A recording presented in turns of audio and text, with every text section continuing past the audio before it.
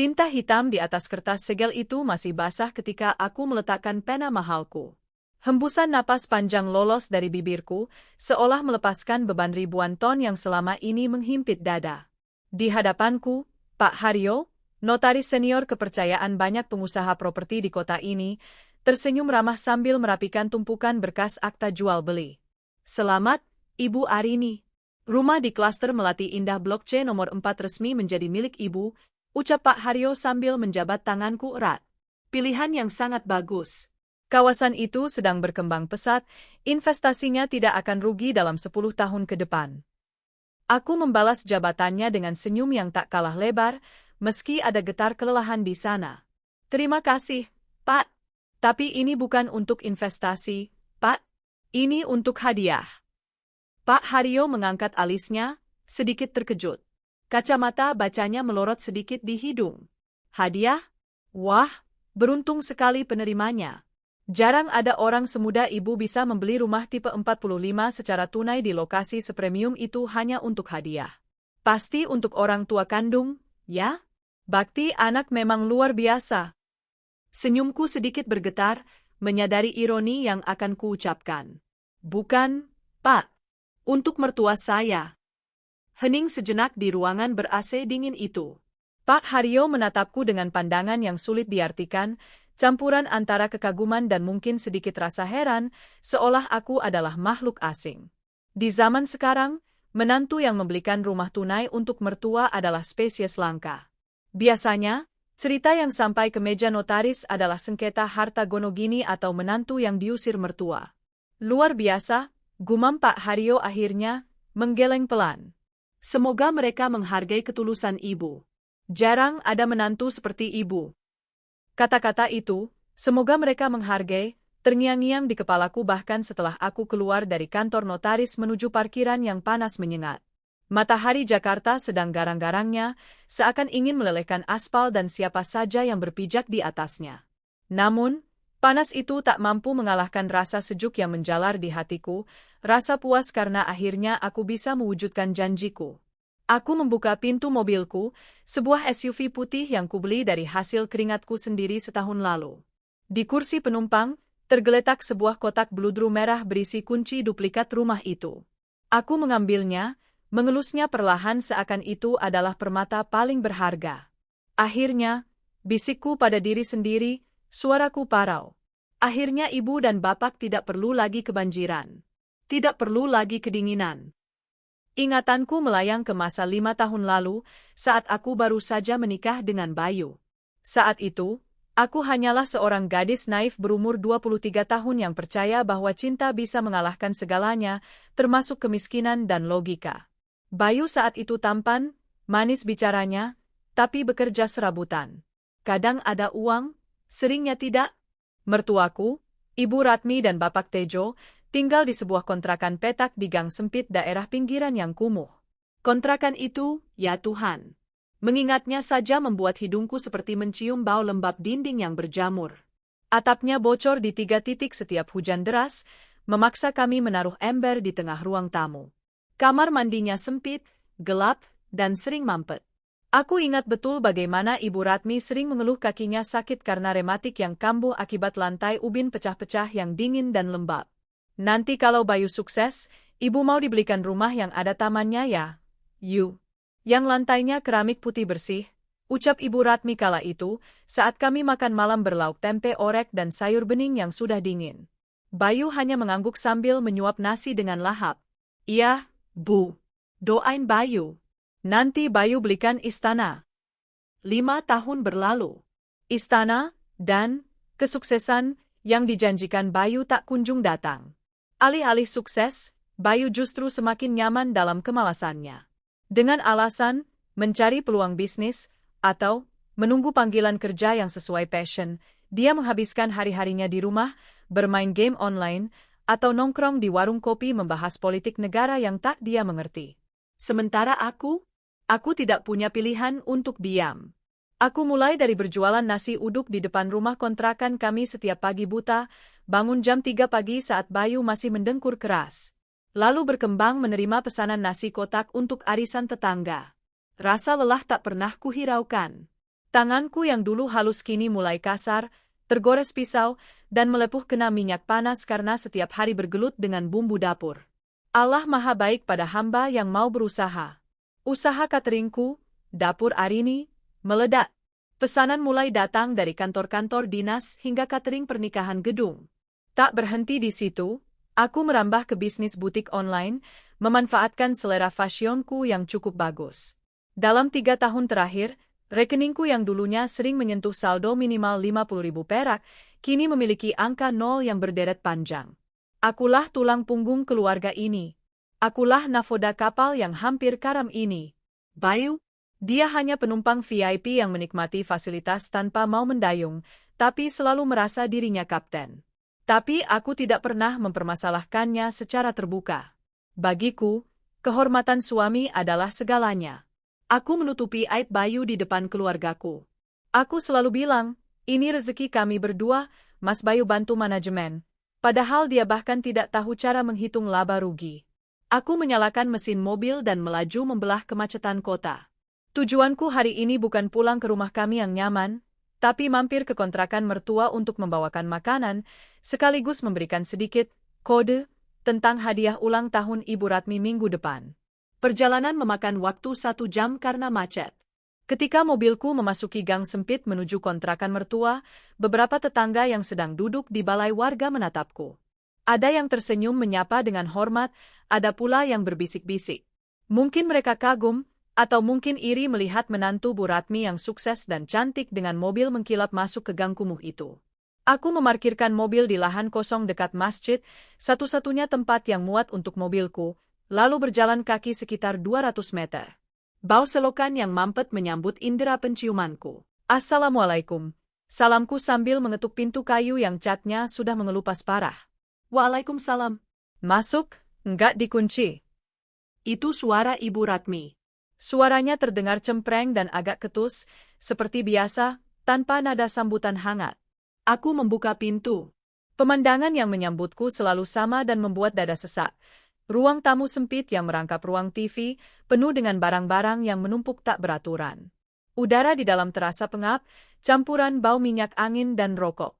Kipas angin tua di sudut ruangan berputar dengan suara krerek-krerek yang memilukan, seolah minta pensiun. Ibu Ratmi sedang duduk di sofa lusuh yang busanya sudah kempes, kakinya diselonjorkan ke atas meja kecil, sementara matanya tak lepas dari layar televisi tabung yang menayangkan sinetron azab. Bapak mertuaku tidak terlihat, mungkin sedang tidur atau pergi ke masjid. Dan di sana, di sudut lain, suamiku tercinta, Bayu, sedang asyik bermain game di ponselnya, ponsel keluaran terbaru yang kubelikan bulan lalu, sambil merokok. Asap rokok mengepul, memenuhi ruangan sempit itu, membuatku sedikit terbatuk. Arini, sapa Bayu tanpa mengalihkan pandangan dari layar ponsel, jarinya lincah menari di layar. Tumben jam segini udah datang. Nggak jaga butik? Katanya sibuk. Aku meletakkan rantang susun berisi rendang dan sayur lodeh, menu kesukaan mereka, di atas meja yang penuh remah kerupuk. Butik ada karyawan yang jaga, Mas. Aku bawain makan siang. Ibu sudah makan? Ibu Ratmi menoleh sekilas, melirik rantang yang kubawa dengan tatapan menyelidik, lalu kembali menatap TV. Lauk apa? Rendang daging sapi sama sayur lodeh, Bu. Spesial, dagingnya khas dalam, empuk. Aku masak sendiri tadi subuh, jawabku mencoba ceria, berharap mendapat sedikit apresiasi. HMPH, rendang lagi. Kemarin lusa kan kamu kirim rendang juga, gerutu Ibu Ratmi, bibirnya manyun. Sekali-kali bawain kepiting saus padang atau lobster gitu loh, Rin. Kamu kan uangnya banyak. Masa mertua dikasih makanan warteg terus? Hatiku mencelos. Makanan warteg? Rendang ini kumasak dengan daging sapi impor terbaik seharga 200.000 per kilo, dimasak 8 jam sampai bumbunya meresap sempurna. Tapi di mata Ibu Ratmi, itu tidak berharga karena bukan makanan mahal yang dia lihat di TV. Iya, Bu. Nanti kalau Arini ke pasar ikan, Arini belikan kepiting yang besar, sahutku sabar, menelan rasa kecewa. Aku duduk di kursi plastik di dekat sofa, berhati-hati agar bajuku tidak tersangkut paku yang menonjol. Bayu akhirnya mematikan ponselnya setelah layar menampilkan tulisan, Victory. lalu mendekat ke meja dan membuka rantang itu. Bau harum rempah rendang langsung menyerbat. Wah, enak nih. Jangan dengerin ibu, Rin. Ibu cuma lagi bete aja, kata Bayu sambil mencomot sepotong daging besar dengan tangan tanpa cuci tangan dulu. Minyak rendang menetes ke meja. Bete kenapa, Mas? Tanyaku. Ibu Ratmi langsung menegakkan punggungnya, wajahnya berubah masam penuh emosi, matanya berapi-api. Itu loh, si Bu Darmi tetangga sebelah yang sombong itu. Tadi pagi dia pamitan, mau pindahan. Katanya dibelikan rumah baru sama anaknya yang kerja di Kalimantan. Oh, bagus dong, Bu. Alhamdulillah, rezeki dia, komentarku tulus. Apanya yang bagus? Sentak Ibu Ratmi. Suaranya meninggi. Dia pamer, Rin. Dia sengaja manas-manasin ibu. Katanya rumahnya 2 tingkat, ada kolam ikannya, garasinya muat 2 mobil, lantainya marmer semua impor dari Italia. Dia bilang, "Yah, Bu Ratmi kapan pindah dari kontrakan butut ini? Sayangnya mantunya punya butik, mobilnya bagus, tapi mertuanya masih ngontrak di tempat kumuh." Ibu Ratmi menirukan gaya bicara Bu Darmi dengan nada mengejek yang berlebihan. Napasnya memburu karena emosi. Aku terdiam. Sindiran itu jelas bukan hanya dari Bu Darmi, tapi juga peluru yang ditembakkan Ibu Ratmi untukku. Ibu malu, Rin. Malu setengah mati, lanjut Ibu Ratmi sambil menepuk dadanya keras-keras. Masa ibu kalah sama Bu Darmi yang anaknya cuma kerja di tambang? Kamu itu kan bos catering, bos butik. Uangmu pasti miliaran. Harusnya kamu bisa belikan ibu rumah yang lebih mewah dari itu. Jangan cuma kasih jatah bulanan 3 juta, mana cukup buat gaya hidup ibu. Beli bedak aja kurang. 3 juta. Jatah bulanan 3 juta rupiah bersih untuk 2 orang tua di kampung, di luar biaya kontrakan, listrik, token air, dan beras yang semua aku yang bayar terpisah. Bagi banyak orang di lingkungan ini, 3 juta adalah gaji sebulan penuh kerja keras. Tapi bagi Ibu Ratmi, itu recehan yang menghina. Aku menarik napas panjang, mencoba menahan gejolak di dada. Tanganku meremas tas tanganku, di mana di dalamnya tersimpan foto-foto rumah di klaster Melati Indah yang baru saja kubeli. Rumah itu tipe 45-90. Renovasi minimalis modern. Ada 2 kamar tidur, 1 kamar mandi dengan shower dan kloset duduk, ruang tamu yang lega, dapur bersih, dan sisa tanah di belakang untuk taman kecil. Harganya hampir 1 miliar rupiah termasuk pajak. Itu tabunganku selama 3 tahun, hasil keringat, darah, dan air mata. Memang tidak ada kolam renangnya. Tidak 2 tingkat. Tidak ada lantai marmer Italia. Tapi itu rumah di klaster elit dengan keamanan 24 jam, bebas banjir, dan lingkungannya sangat asri. Jauh lebih manusiawi daripada kontrakan tikus ini. Apakah itu tidak cukup? Apakah usahaku tidak ada harganya? Bu? Aku memulai dengan suara pelan namun bergetar. Rumah itu rezeki masing-masing. Arini sedang berusaha. Insya Allah, kalau ada rezeki lebih, Arini pasti memuliakan ibu. Arini ingin ibu nyaman. Halah, berusaha terus. Janji manis, potong Ibu Ratmi ketus, memalingkan wajah. Kapan? Keburu ibu mati baru kamu belikan. Lihat tuh si Bayu, dia kan laki-laki, harusnya dia yang belikan. Tapi karena dia belum dapat kerjaan yang pas, ya kamulah sebagai istri yang harus nutupin. Istri itu harusnya berbakti sama mertua, anggap orang tua sendiri. Kalau kamu pelit sama mertua, rezekimu bakal seret, Rin. Ingat itu? Kata-kata itu seperti jarum-jarum halus yang menusuk ulu hatiku. Pelit? Aku? Mobil Pajero yang dipakai Bayu jalan-jalan setiap hari itu siapa yang beli? Aku. Baju-baju gamis mahal yang dipakai ibu pengajian siapa yang belikan? Aku. Haji kecil, umrah, tahun lalu untuk mereka berdua siapa yang bayar lunas? Aku. Siapa yang membayar biaya rumah sakit bapak waktu operasi prostat tahun lalu? Aku, 100%. Dan sekarang, rumah seharga hampir 1 miliar yang kusiapkan sebagai kejutan ulang tahunnya minggu depan, apakah akan dianggap sampah hanya karena tidak ada kolam ikannya? Aku menatap Bayu, menatap suamiku, berharap pembelaan.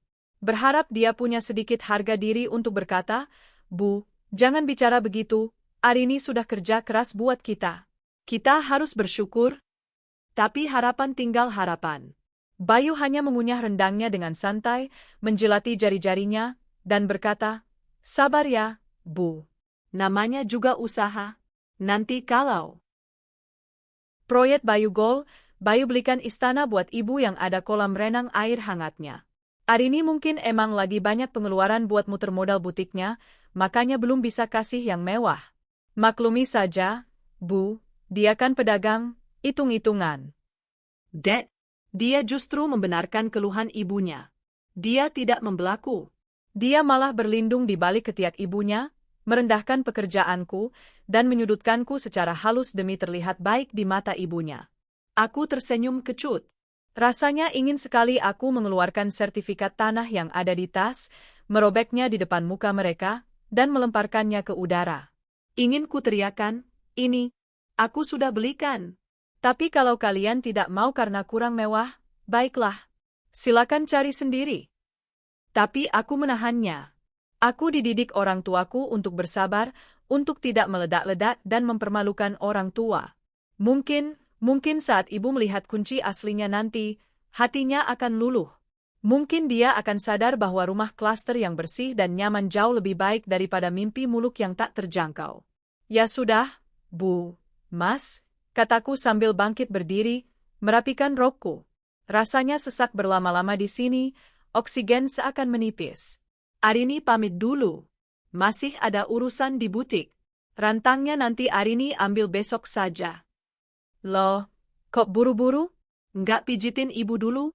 Kaki ibu pegal nih, tadi jalan ke pasar, tagih Ibu Ratmi tanpa rasa bersalah, menyodorkan kakinya yang bengkak. Maaf, Bu. Karyawan butik ada yang sakit, saya harus handle kasir sendiri. Nanti kalau telat toko tutup, bohongku. Aku butuh udara segar. Aku butuh menjauh dari racun ini. Ya sudah sana. Jangan lupa transfer uang belanja tambahan ya buat besok.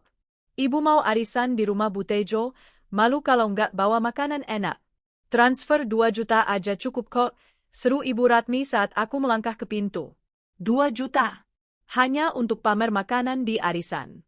Sementara aku kadang makan siang di mobil hanya dengan roti demi menghemat waktu dan uang.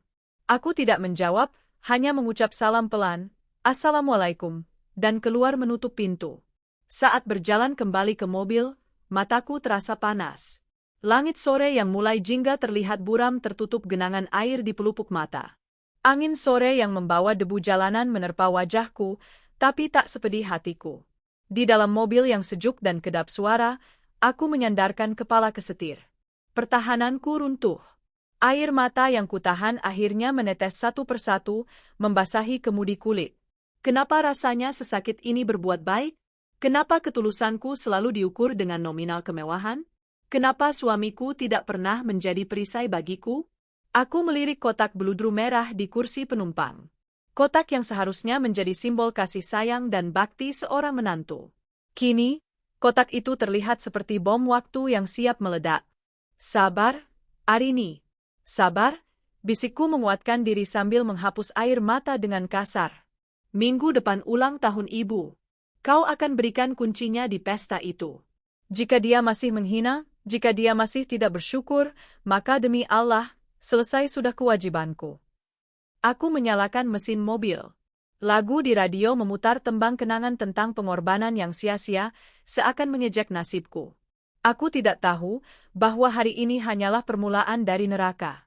Bahwa rasa sakit karena ucapan Ibu Ratmi tadi hanyalah goresan kecil dibandingkan badai pengkhianatan yang sedang mereka siapkan untukku di hari ulang tahun itu nanti. Rumah impian itu, mungkin memang tidak akan pernah mereka tempati. Tapi bukan karena aku tidak mampu membelinya, melainkan karena mereka tidak pantas memasukinya. Dan di sanalah, di balik kemudi mobil mewahku, dengan air mata yang mulai mengering di pipi, sebuah benih keraguan mulai tumbuh menjadi pohon perlawanan. Aku Arini. Dan aku bersumpah, air mataku hari ini akan menjadi badai bagi mereka esok hari. 7 hari terasa berjalan begitu lambat, merayap seperti siput di atas bara api. Sepanjang minggu itu, aku menenggelamkan diri dalam kesibukan yang menggila. Di butik, aku mendesain 3 koleksi baru dalam semalam. Di catering, Aku turun tangan langsung memilih bahan baku ke pasar induk pukul 2 dini hari. Semua itu kulakukan demi satu tujuan, melupakan sakit hati di kontrakan Ibu Ratmi dan mengumpulkan uang tambahan. Ya, uang tambahan. Meski tabunganku cukup untuk membeli rumah, pesta ulang tahun yang diminta Ibu Ratmi ini tidak murah. Beliau menginginkan perayaan di Saung Kuring, restoran Sunda paling bergengsi di kota ini. Bukan di ruang biasa, melainkan di VIP room yang memiliki pemandangan danau buatan dan Arini, ingat ya, pesankan yang VIP. Jangan yang lesehan biasa, malu sama tamu undangan, pesan Bayu 3 hari lalu lewat telepon, tanpa bertanya apakah aku punya uang atau tidak, atau apakah aku lelah bekerja. Oh iya, undangannya juga jangan cuma lewat cetak yang bagus. Ibu mau undang teman-teman sosialitanya. Sosialita? Teman-teman arisan di pasar itu? Aku hanya bisa menghela napas panjang. Tapi demi membuat ibu senang, dan mungkin berharap hatinya luluh saat menerima kunci rumah nanti, aku menuruti semuanya. Aku memesan paket buffet, Sultan, seharga 300.000 per porsi untuk 50 orang. Aku juga menyiapkan goodie bag berisi mukena bordir halus dan kue kering premium buatanku sendiri. Total biaya pesta ini menembus angka 25 juta rupiah. Setara dengan 2 buah motor baru, atau gaji setahun seorang buruh. Mbak Arini, yakin goodie bag-nya mau dikasih mukena sutra ini? Ini kan stok butik yang harganya mahal. Mbak, satu potongnya 700.000 loh, tanya Rini, asistenku di butik, saat kami sedang membungkus bingkisan di ruang belakang butik dengan kertas kado emas.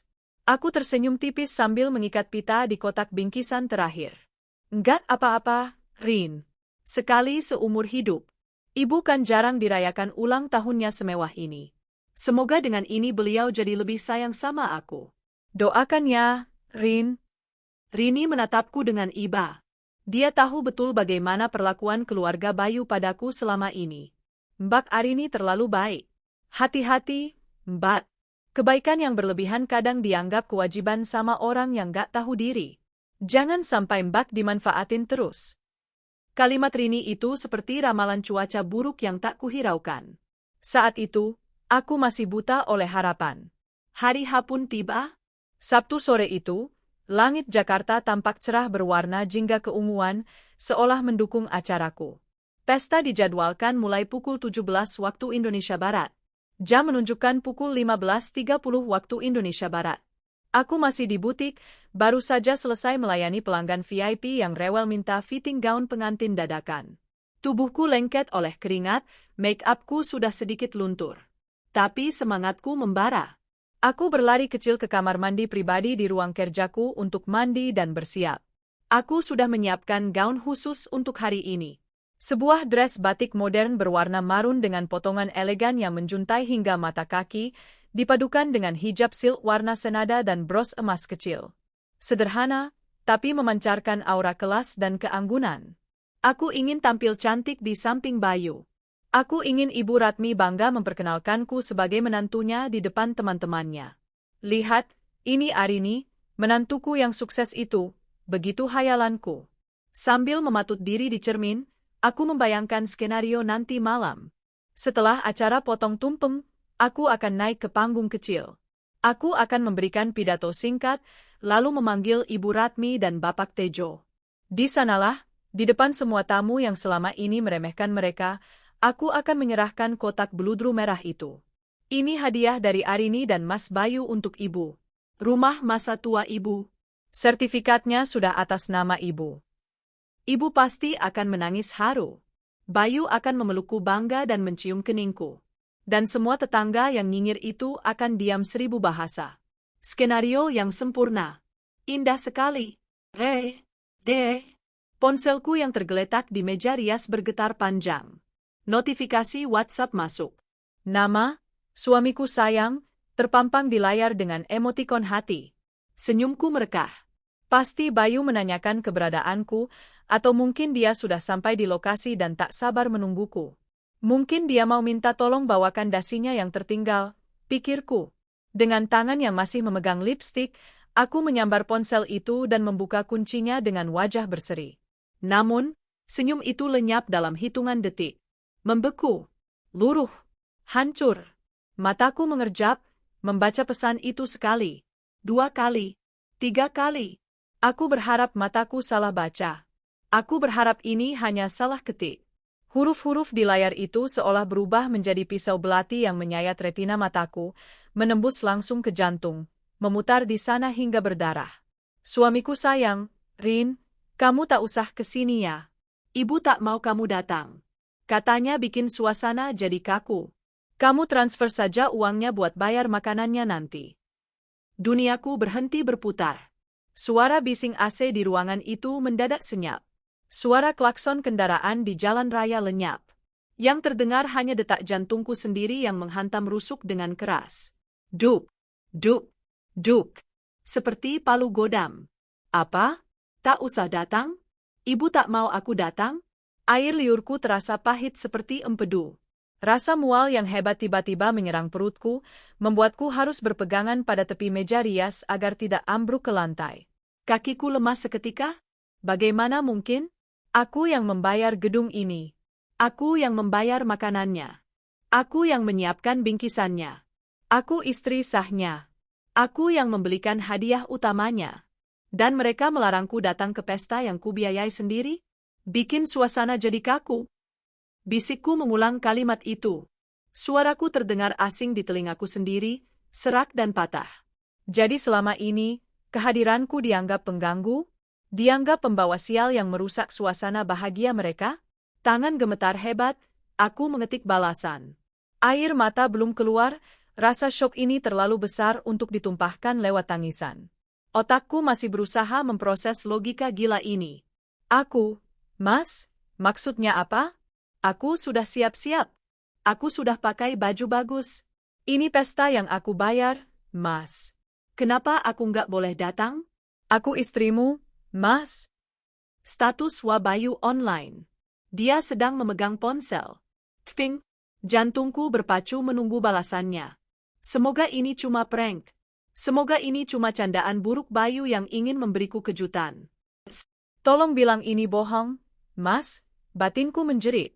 Suamiku sayang, jangan banyak tanya, Rin. Nurut saja kenapa sih? Ibu lagi sensitif. Ada tamu penting teman lama ibu. Ibu malu kalau ada kamu, nanti kamu malah bahas soal bisnis atau daganganmu itu. Bikin malu. Udah, kamu di rumah aja istirahat. Yang penting uang pelunasan catering 15 juta lagi kamu transfer sekarang. Pihak resto udah nagih. Jangan bikin ribet. Suamiku sayang, cepetan transfer. Jangan bikin aku malu di depan kasir. Awas kalau telat. Prang.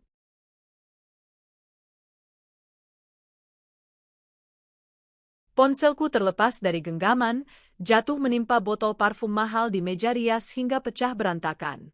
Wangi melati yang menyengat langsung memenuhi ruangan, bercampur dengan bau amis pengkhianatan yang kini tercium begitu nyata. Bukan prank. Ini nyata. Senyata rasa sakit yang merobek dadaku. Mal? Dia bilang dia malu? Dia malu punya istri yang bekerja keras membanting tulang demi menghidupi keluarganya? Dia malu punya istri yang pedagang? Padahal uang dari dagangan itulah yang membayar rokoknya, bensin mobilnya, pulsa internetnya, bahkan celana dalam yang dipakainya saat ini. Uang dari dagangan itu yang membuat dia bisa bergaya bak orang kaya di depan teman-temannya. Darahku mendidih. Panas menjalar dari ujung kaki hingga ke ubun-ubun. Rasa sakit yang tadi menghujam kini berubah wujud menjadi amarah yang mematikan. Amarah dari seorang wanita yang harga dirinya diinjak-injak sampai rata dengan tanah. Aku menatap pantulan diriku di cermin. Wanita cantik dengan gaun marun yang elegan, dengan mata yang kini mulai memerah menahan tangis. Apakah wanita ini pantas diperlakukan seperti sampah? Apakah wanita yang sudah mengorbankan masa mudanya ini pantas dibuang begitu saja setelah dimanfaatkan? Tidak, desisku. Suaraku dingin, menakutkan. Tidak lagi. Cukup. Aku memungut ponselku yang layarnya retak sedikit di ujung. Masih berfungsi. Pesan masuk lagi dari Bayu. Suamiku sayang. Rin? Kok cuma dibaca? Transfer? Acaranya udah mau mulai. Tamu-tamu udah pada lapar. Tanpa sadar, aku tertawa. Tawa yang hambar, kering, dan menakutkan. Mereka pikir aku apa? Mesin ATM berjalan yang bisa dipencet sesuka hati tanpa punya perasaan?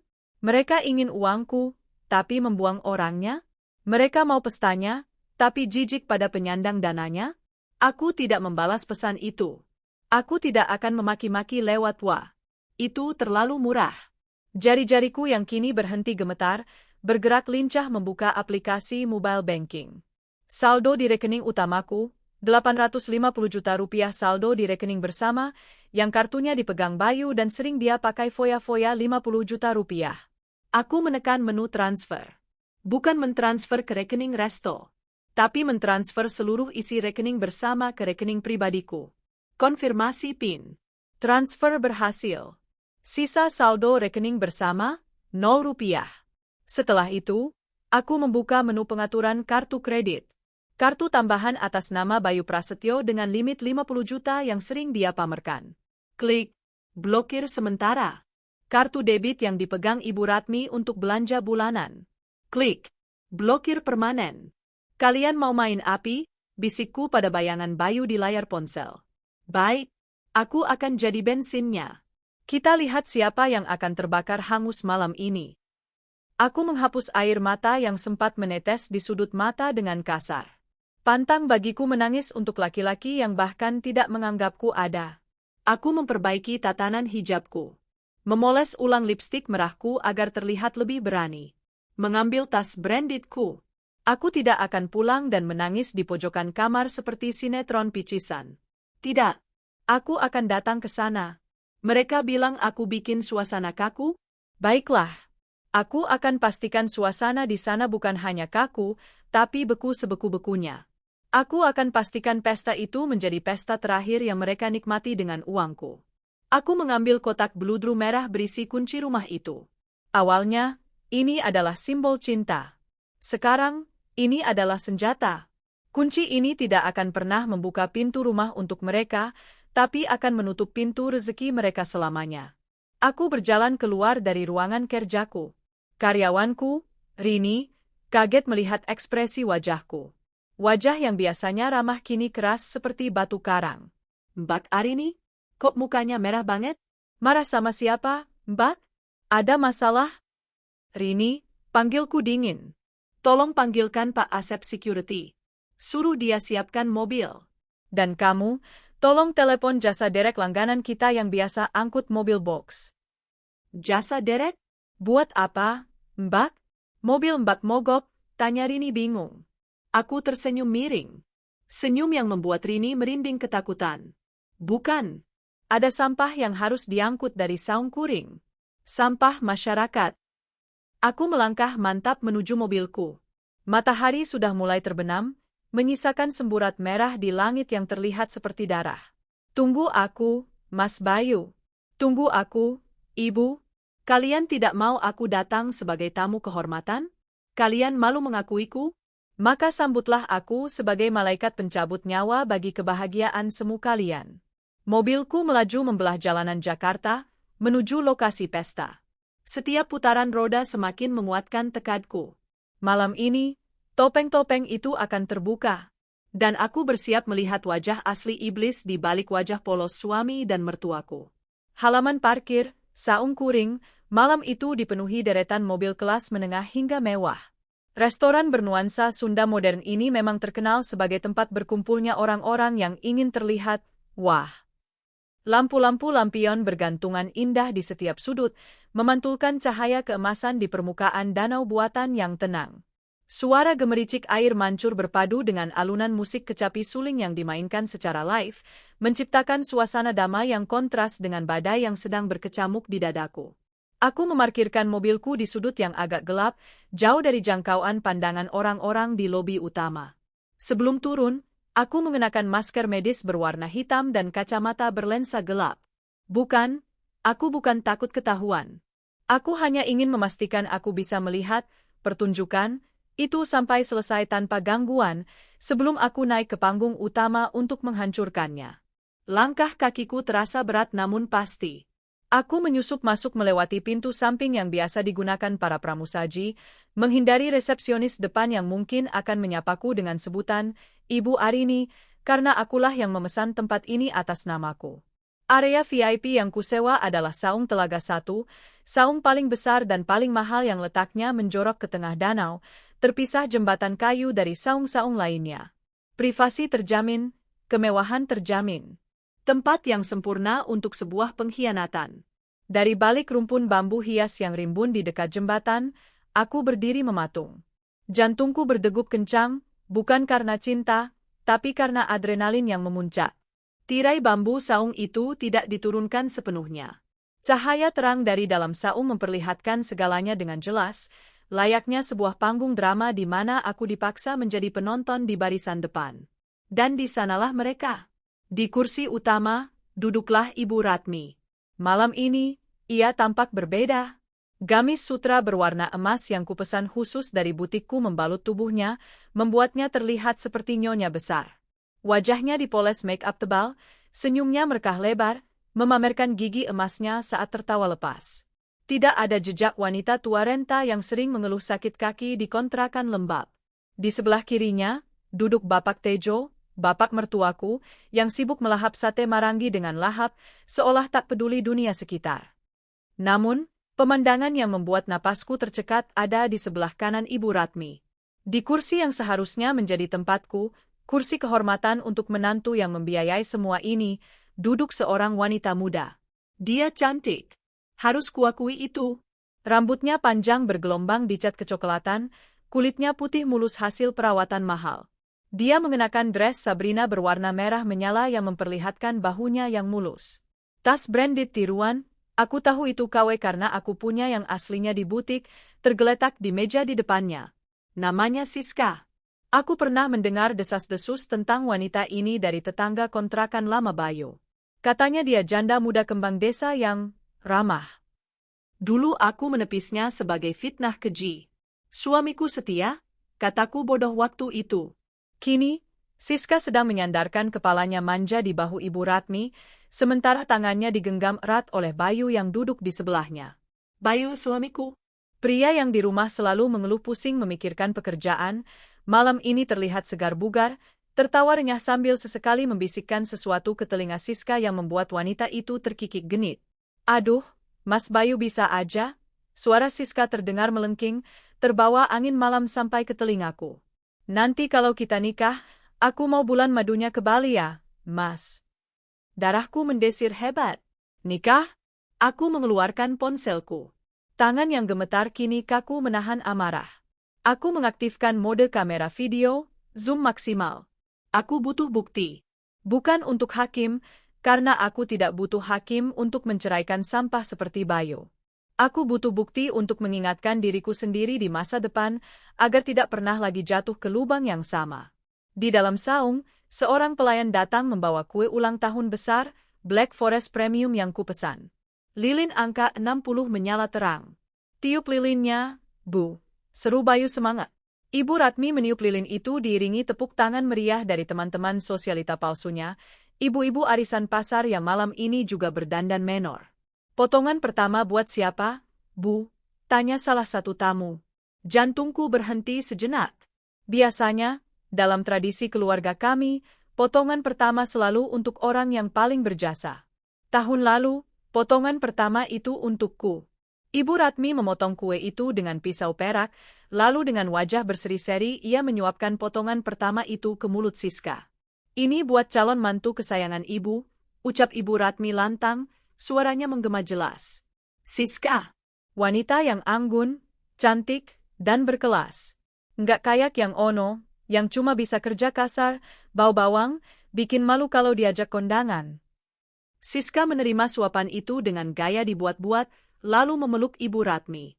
Makasih, Ibu sayang. Siska janji bakal jadi mantu yang nurut sama ibu, nggak kayak si Arini yang pelit itu. Iya, Neng. Ibu tuh sebenarnya udah lama pengen Bayu ceraiin si Arini, timpal Ibu Ratmi sambil mengunyah kuenya. Cuma ya sabar dulu. Si Arini kan lagi bangunin rumah buat ibu. Katanya sih rumah mewah di klaster. Nanti kalau sertifikatnya udah dikasih ke ibu, baru deh Bayu urus surat cerainya. Lumayan kan, dapat rumah gratis, dapat mantu cantik pula. Bayu tertawa terbahak-bahak, lalu merangkul pinggang Siska tanpa canggung. Tenang aja, sayang. Arini itu gampang dibodohin.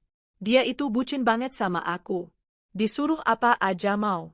Tadi aja aku suruh transfer 15 juta langsung ditransfer, padahal aku larang dia dateng. Dasar sapi perah. Ih, Mas Bayu jahat banget. Siska memukul manja dada Bayu. Tapi pinter. Uangnya Arini kan banyak, kuras aja dulu Mas sampai habis buat modal kita nikah. Pasti dong. Mobil Pajero yang di parkiran itu juga nanti aku mau minta balik nama. Arini kan bodoh, pasti mau-mau aja kalau aku rayu dikit, jawab Bayu penuh percaya diri. Cukup. Aku menurunkan ponselku setelah menekan tombol stop recording. Rasanya seperti ada tangan tak kasat mata yang merogoh dadaku, mencabut jantungku, lalu meremasnya hingga hancur menjadi bubur. Sakit. Sakit sekali. Lebih sakit daripada saat orang tuaku meninggal. Aku dikhianati bukan karena hilaf. Aku dikhianati dengan rencana yang matang. Mereka menjadikanku sapi perah. Mereka menghina pekerjaanku yang halal. Mereka menertawakan ketulusanku sebagai kebodohan. Bau-bawang? Gumamku lirih, menatap gaun mahalku. Sapi perah? Air mataku kering seketika. Rasa sedih yang tadi menggelayut kini menguap, digantikan oleh kekosongan yang dingin dan gelap. Sebuah saklar di dalam otakku seolah dimatikan. Saklar rasa iba, saklar rasa cinta, saklar rasa kasihan. Semuanya mati. Yang tersisa hanya logika dingin seorang pengusaha yang sedang menghitung kerugian dan merencanakan eksekusi aset. Aku mundur perlahan ke dalam bayang-bayang pohon Kamboja. Aku membuka ponselku lagi. Kali ini bukan untuk merekam, tapi untuk menelepon. Panggilan pertama, jasa deret.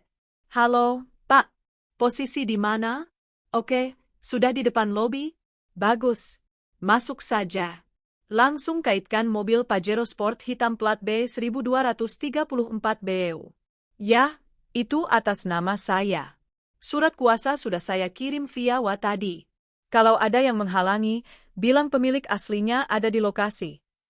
Panggilan kedua, manajer restoran Saung Kuring. Halo, Pak Anton. Ini Arini. Saya ada di area restoran. Tolong instruksikan pelayan di VIP Saung Telaga 1 untuk stop keluarkan menu tambahan.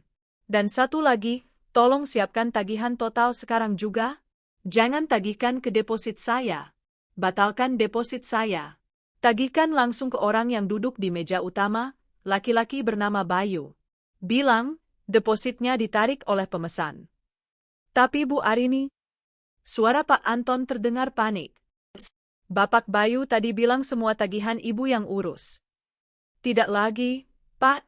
Mulai detik ini, saya tidak kenal siapa mereka.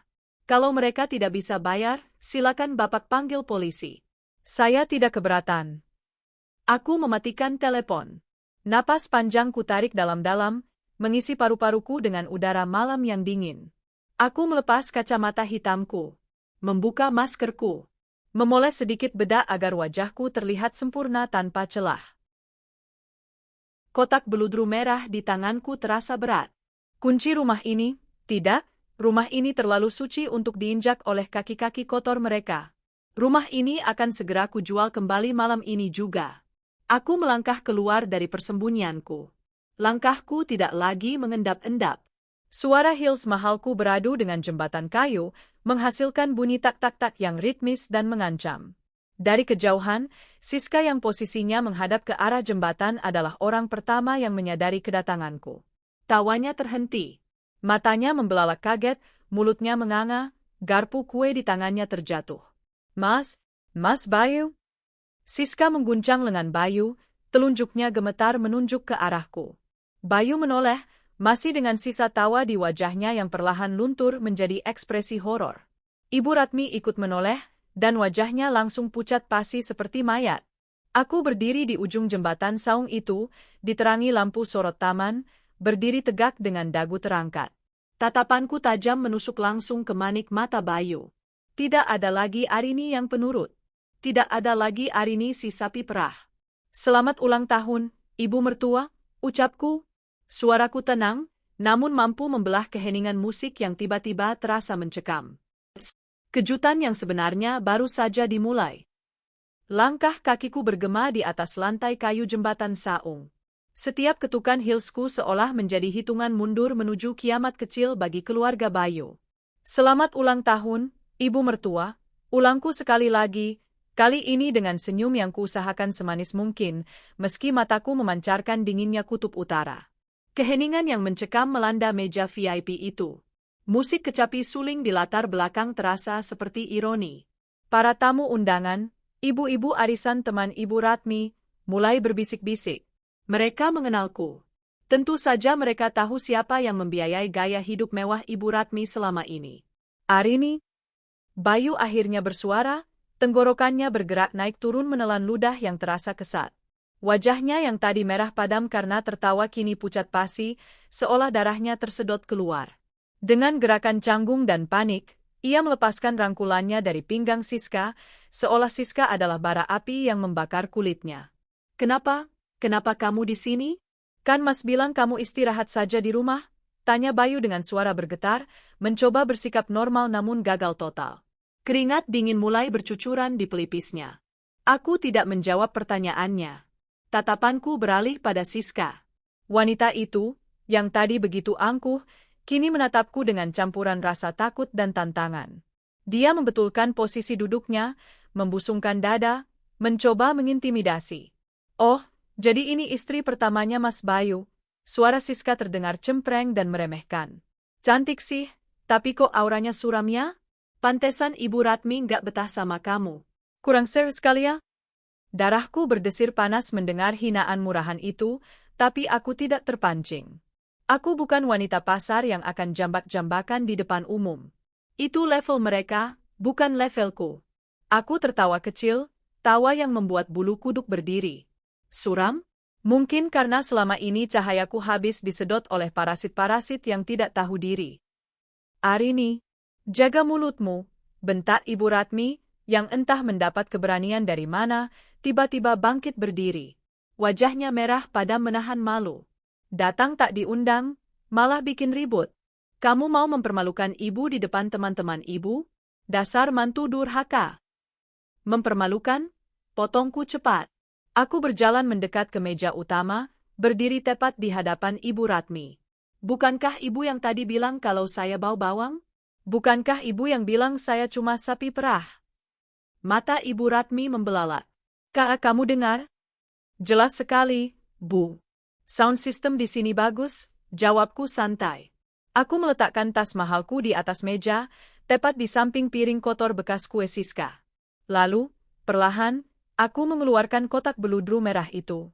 Kotak yang menjadi inti dari semua drama ini. Mata Ibu Ratmi langsung tertuju pada kotak itu. Kilatan keserakahan muncul seketika, mengalahkan rasa malunya. Dia tahu apa isi kotak itu. Itu? Suara Ibu Ratmi tercekat. Itu kunci rumahnya. Bayu yang melihat kotak itu juga langsung berubah sikap. Wajah paniknya berganti menjadi wajah penuh harap. Dia berdiri dan mencoba meraih tanganku. Sayang, Ariniku yang baik. Mas tahu kamu marah. Mas minta maaf soal tadi, itu cuma bercandaan sama Siska. Kamu tahu kan ibu suka gitu. Jangan dimasukin hati ya. Itu kuncinya buat ibu, kan? Aku membiarkan Bayu memegang tanganku sebentar, merasakan betapa dingin dan lembab telapak tangannya. Lalu aku menghempaskannya dengan kasar. Jangan sentuh aku dengan tangan kotor bekas pelakor, desisku jijik. Aku mengambil kotak itu, membukanya perlahan. Di dalamnya, terbaring sebuah kunci mengkilap dengan gantungan kunci berlogo pengembang properti elit. Iya, Bu. Ini kunci rumah di klaster Melati Indah. Tipe 45, renovasi penuh. Ada tamannya, lantainya granit, bukan marmer Italia sih, tapi jauh lebih baik dari kontrakan bau apek ibu itu, jelasku dengan nada mempromosikan barang. Ibu Ratmi menelan ludah. Tangannya terulur gemetar ingin mengambilnya. Siska pun menatap kunci itu dengan mata berbinar. Mas, itu rumah yang kamu janjiin buat kita tinggal nanti? Bisik Siska keras-keras. Iya, jawab Bayu cepat, matanya tak lepas dari kunci. Rin, sini kuncinya. Kasihan ibu udah nungguin. Kita bicara baik-baik di rumah ya nanti. Aku tersenyum manis. Sangat manis. Bicara di rumah? Rumah yang mana, Mas? Rumahku? Atau rumah ini? Aku mengambil kunci itu dari kotaknya, mengangkatnya tinggi-tinggi agar semua orang bisa melihat kilauannya di bawah lampu hias. Kalian menginginkan rumah mewah, kataku lantang. Kalian merasa rumah yang kuberikan ini kurang mewah karena tidak ada kolam ikannya, tidak 2 tingkat. Kalian menghina pemberianku. Enggak kok, Rin. Ibu suka. Ibu mau, seru Ibu Ratmi panik, takut hadiahnya melayang. Sini, nak. Ibu hilaf tadi. Sini kuncinya. Terlambat, jawabku dingin.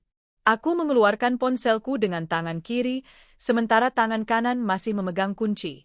Aku menekan tombol loudspeaker pada panggilan yang sudah tersambung sejak tadi. Halo, Pak Rudi dari pihak properti, sapaku pada ponsel. Suara di seberang terdengar jelas ke seluruh penjuru saung yang hening. Iya, Bu Arini. Bagaimana? Saya masih standby di kantor pemasaran. Pak, perihal unit C4 atas nama saya yang rencananya serah terima kunci besok. Aku menatap mata Ibu Ratmi lekat-lekat. Saya batalkan. Apa? Dibatalkan, Bu? Tapi kan sudah lunas? Suara Pak Rudi terdengar. Iya, batalkan transaksinya. Saya minta refund. Kalau ada potongan biaya administrasi, tidak masalah. Atau kalau tidak bisa refund, tolong jual kembali detik ini juga dengan harga miring. Saya tidak butuh uangnya, saya cuma butuh rumah itu tidak jadi milik saya atau keluarga suami saya. Waduh, baik Bu. Kalau itu keputusan Ibu. Sayang sekali padahal. Baik, saya proses pembatalan AJB-nya sekarang juga. Unit C4 saya nyatakan kosong kembali. Terima kasih, Pak. Klik. Panggilan terputus. Tidak. Teriakan histeris Ibu Ratmi memecahkan malam. Wanita tua itu terduduk lemas di kursinya, wajahnya seperti orang yang baru saja melihat hantu. Arini, kamu gila ya? Bentak Bayu, wajahnya merah padam karena amarah. Dia menggebrak meja hingga piring-piring bergetar. Itu rumah hampir 1 miliar. Kamu buang begitu saja? Kamu mau bikin orang tua jantungan? Jantungan? Aku tertawa sinis. Ibu sehat-sehat saja kok tadi waktu menghina saya. Kenapa sekarang lemas? Aku melempar kunci itu, yang kini hanyalah sepotong logam tak berguna, ke dalam danau di sebelah saung. Plung! Bunyi kecipak air itu terdengar seperti musik terindah di telingaku. Itu rumah kalian, tunjukku keriak air di danau. Silakan ambil kalau bisa berenang. Kurang ajar. Siska berdiri, hendak menyiramkan air gelas ke wajahku. Tapi dengan sigap aku menepis tangannya hingga air itu tumpah membasahi gaun merahnya sendiri. Baju gue, jerit Siska. Yupes, maaf. Refleks, kataku tanpa rasa bersalah. Oh ya, Mas Bayu. Pesta ini belum selesai. Masih ada kejutan kedua. Aku menatap Bayu yang kini napasnya memburu seperti banteng terluka. Coba cek HP kamu, Mas. Cek mobile banking kamu, perintahku. Apa maksudmu? Bayu ragu, tapi dia merogoh sakunya. Dia membuka aplikasi bank. Detik berikutnya, matanya melotot nyaris keluar. Nol. Kod saldonya nol. Arini, mana uang 50 juta di rekening bersama? Itu hak aku juga? Hak kamu? Aku melangkah maju, menekan dada Bayu dengan telunjukku. Sejak kapan kamu punya hak? Itu uang hasil kerjaku. Kamu cuma numpang nama di rekening itu. Selama ini aku diamkan kamu pakai buat rokok, buat ngopi, bahkan buat beliin pulsa selingkuhanmu ini. Tapi malam ini, tidak sepeser pun. Dan kartu kreditmu. Lanjutku sambil mengeluarkan ponselku dan menunjukkan notifikasi pemblokiran. Sudah mati. Kamu miskin, Mas. Miskin semiskin-miskinnya. Siska yang mendengar kata, miskin, dan saldo nol, langsung menatap Bayu dengan tatapan horor. Mas, kamu bilang uang kamu banyak? Kamu bilang kamu pengusaha? Dia bohong, sayang. Uangku banyak kok, cuma lagi di hold ban. Bayu mencoba berbohong, tapi suaranya terdengar menyedihkan. Tiba-tiba, Dari arah parkiran depan yang terlihat jelas dari saung kami karena posisinya yang tinggi, terdengar suara sirine berbunyi bip-bip. Lampu rotator berwarna kuning berputar-putar. Sebuah truk derek besar mundur perlahan mendekati sebuah Pajero Sport hitam. Pajero yang sangat kami kenal.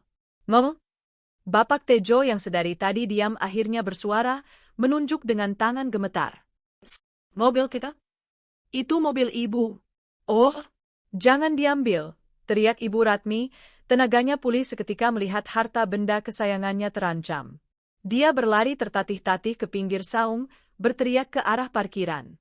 Percuma, Bu, kataku tenang. Mereka pegang surat kuasa dariku. BPKB mobil itu atas namaku.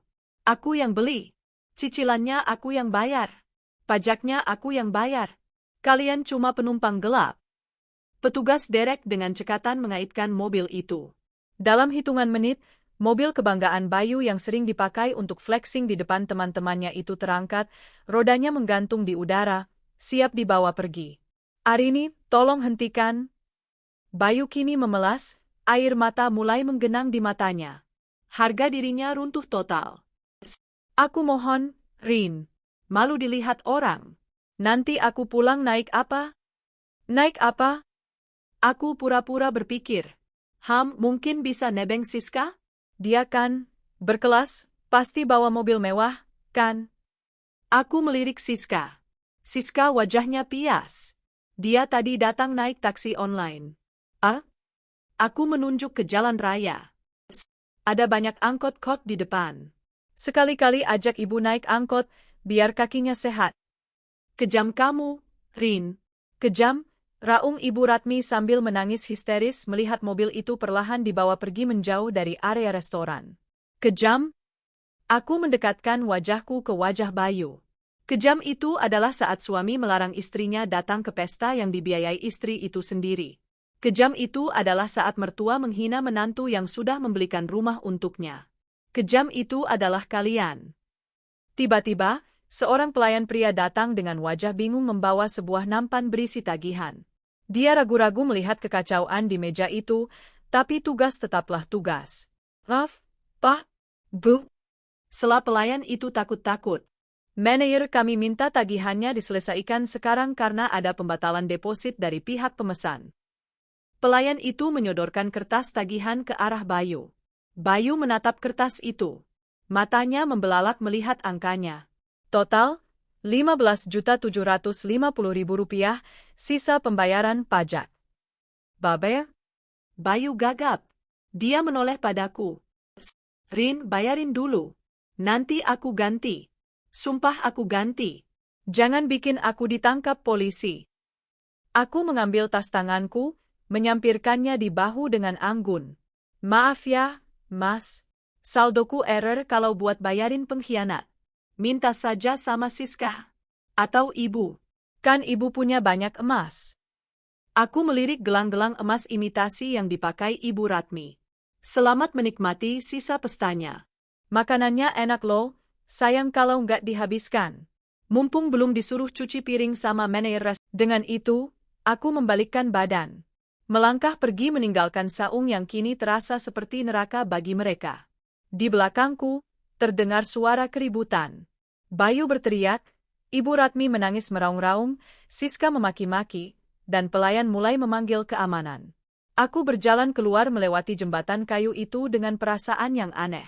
Bukan bahagia, tapi lega. Sangat lega. Beban 5 tahun itu rontok bersamaan dengan jatuhnya kunci ke dasar danau. Malam ini, aku kehilangan suami dan mertua. Tapi aku mendapatkan kembali diriku sendiri. Suara langkah sepatu hak tinggiku yang menjauh perlahan hilang ditelan kerumunan pengunjung restoran yang menonton drama gratis malam itu. Namun, di belakangku, di saung Telaga 1, neraka baru saja dimulai. Sepeninggalku, suasana di meja VIP itu bukan lagi tegang, tapi kies. Pak, tolong Pak, jangan panggil polisi. Saya pasti bayar. Kasih saya waktu, Bayu memohon dengan wajah memelas, keringat dingin membasahi kemeja mahalnya yang kini tampak kusut. Manajer restoran, Pak Anton, berdiri tegak dengan tangan bersedekap. Wajahnya ramah namun tegas, Tipikal profesional yang sudah biasa menghadapi pelanggan bermasalah. Maaf, Pak Bayu. Kebijakan kami cash and carry untuk pelanggan tanpa deposit. Totalnya Rp15.750.000. Kalau Bapak tidak bisa bayar sekarang, sesuai prosedur, kami harus menahan Bapak dan melaporkan ini sebagai tindakan penipuan jasa. Penipuan? Pekik Ibu Ratmi, suaranya melengking tinggi. Kamu nggak tahu siapa anak saya? Anak saya ini pengusaha. Istrinya itu bos butik terkenal. Jangan sembarangan ya. Istrinya baru saja pergi, Bu. Jawab Pak Anton tenang. Dan beliau sudah menyatakan tidak bertanggung jawab atas tagihan ini. Bayu menoleh panik ke arah Siska. Wanita cantik bergaun merah itu kini sedang sibuk mengelap noda air di bajunya dengan tisu. Wajahnya masam seperti baru menelan jeruk nipis. Sayang, Siska. Panggil Bayu lirih. Kamu bawa uang kan? Atau kartu kredit? Pinjam dulu, sayang. Besok pagi-pagi Mas ganti. Sumpah. Siska menghentikan gerakannya. Dia menatap Bayu dari ujung kaki sampai ujung kepala dengan tatapan yang berubah 180 derajat. Tidak ada lagi tatapan manja memuja. Yang ada hanya tatapan jijik, seolah Bayu adalah kecoa yang menempel di sepatunya. Pinjam? Siska tertawa sinis. Mas, gue mau sama lo karena lo bilang lo kaya. Lo bilang lo yang biayain hidup istri lo. Lo bilang lo punya perusahaan sendiri. Ternyata, lo cuma parasit, dompet kosong, mobil tarikan bini. Nggak gitu, SCS. Ini cuma salah paham. Arini itu lagi ngambek aja, besok juga dia luluh lagi. Bela Bayu putus asa. Hah, Bas? Siska menyambar tas tiruannya. Gue nggak punya duit buat bayarin makan keluarga benalu kayak kalian. Gue kesini modal dandan doang, bukan modal duit. Bayar aja sendiri pakai ginjal lo. Siska berbalik hendak pergi, tapi tangan Ibu Ratmi menahannya. Neng Siska, jangan pergi dulu. Kamu kan calon mantu ibu. Bantuin ibu dong, masa tega lihat ibu ditangkap satpam? Rengek Ibu Ratmi. Siska menghempaskan tangan tua itu dengan kasar. Mantu? Najis. Siapa yang mau punya mertua matre kayak lo? Udah miskin, belagu, ngehina istri sah yang udah biayain hidup lo lagi. Gila kali gue masuk ke keluarga sakit jiwa kayak gini. Kurang ajar kamu, teriak Ibu Ratmi. Tadi kamu manis-manis sama ibu. Itu kan karena gue kira anak lo tajir melintir. Ternyata zong. Minggir. Siska mendorong Ibu Ratmi hingga wanita tua itu terhuyung dan jatuh terduduk di lantai kayu saung. Tanpa menoleh lagi, Siska melenggang pergi dengan langkah cepat, menerobos kerumunan pelayan, dan menghilang ke dalam kegelapan malam.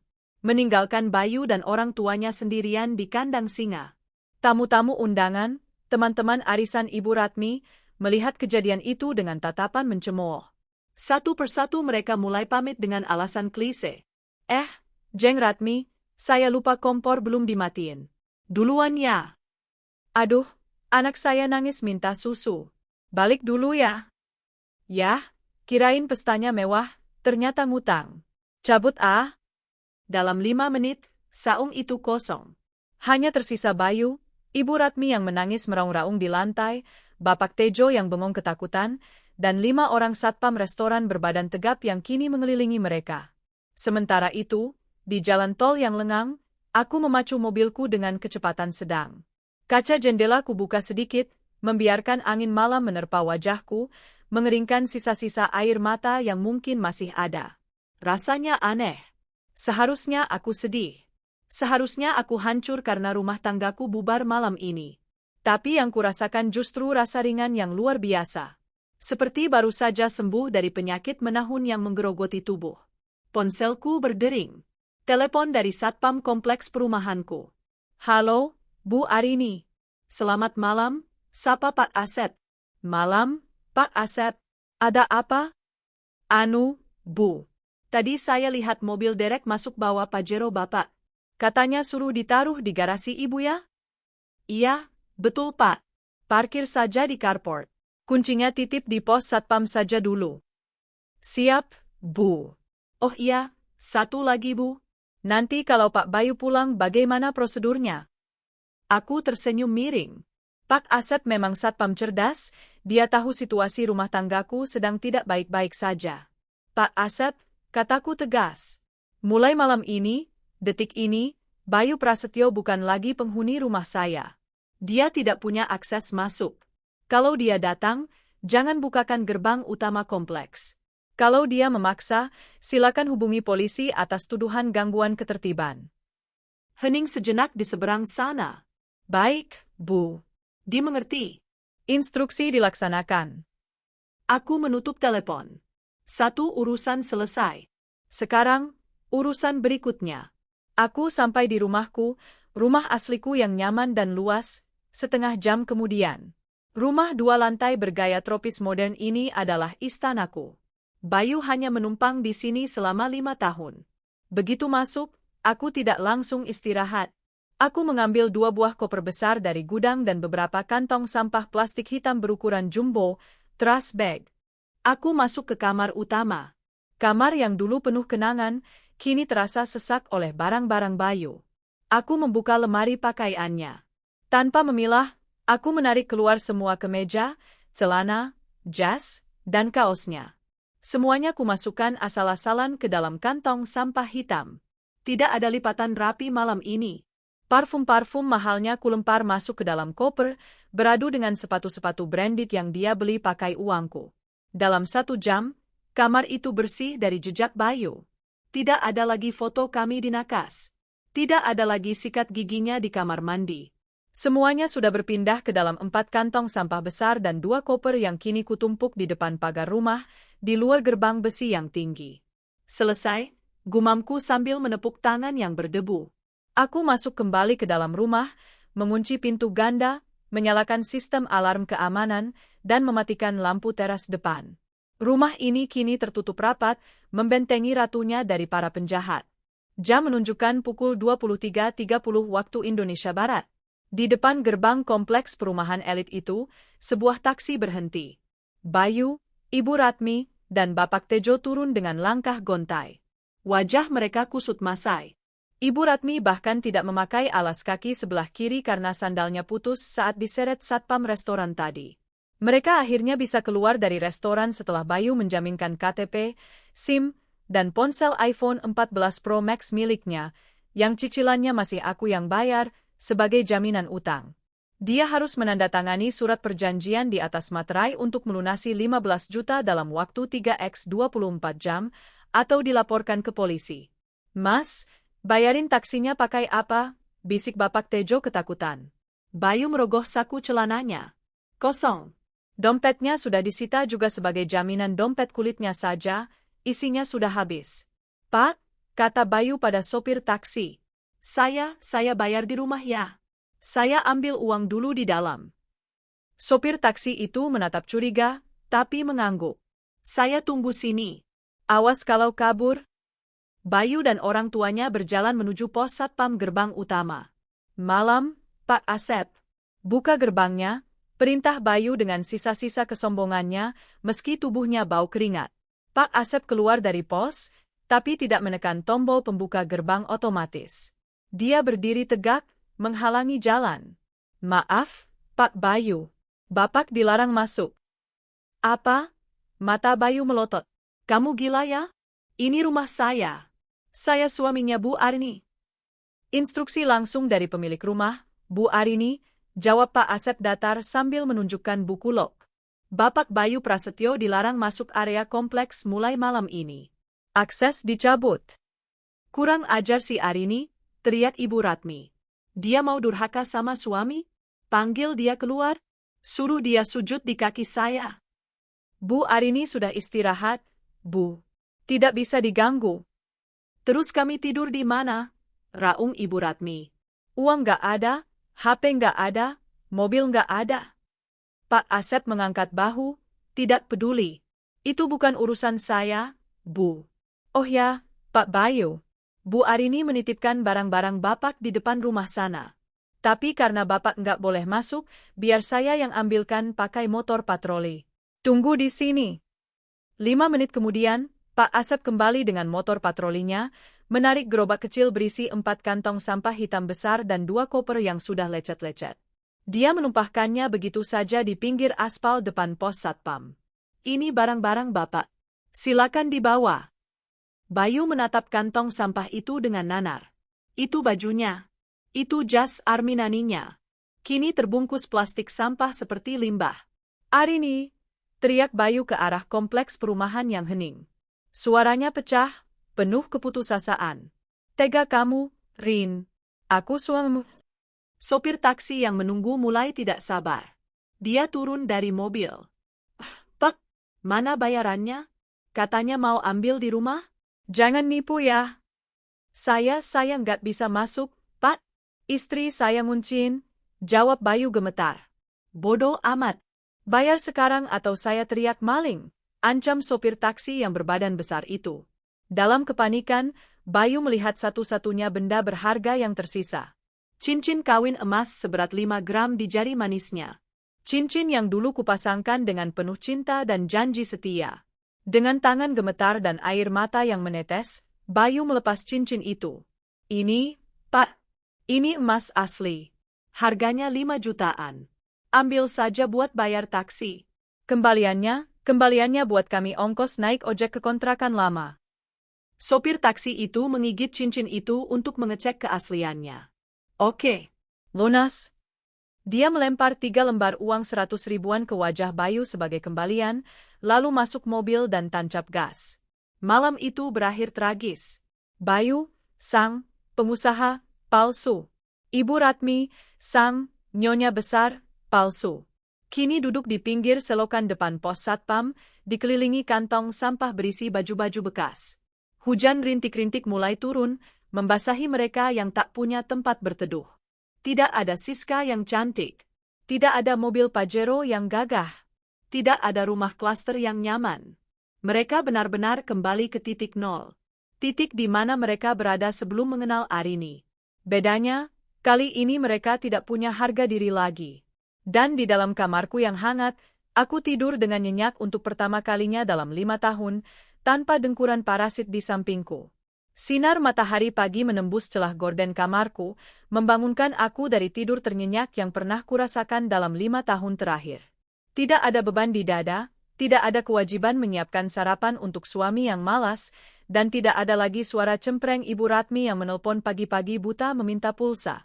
Aku meregangkan tubuh, menatap langit-langit kamar yang tinggi dan bersih. Hari ini adalah hari pertama dari sisa hidupku yang baru. Setelah mandi air hangat dan sholat duha, aku duduk di ruang makan, menikmati secangkir teh chamomile dan roti bakar. Di meja, sebuah map coklat tebal sudah menanti. Isinya adalah draft gugatan cerai yang disiapkan oleh pengacaraku, Pak Bastian, yang kuhubungi semalam via telepon darurat. Selamat pagi, Bu Arini, sapa Bei Inah, asisten rumah tanggaku yang baru datang dari pasar. Loh, kok tumben sendirian, Bu? Bapak mana? Biasanya jam segini minta kopi.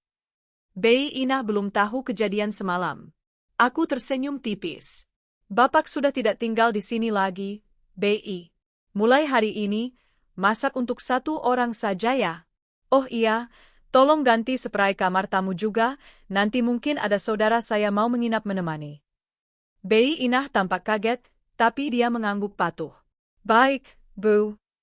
Sementara aku menikmati ketenangan di istanaku, pemandangan yang sangat berbeda sedang terjadi di pinggiran kota.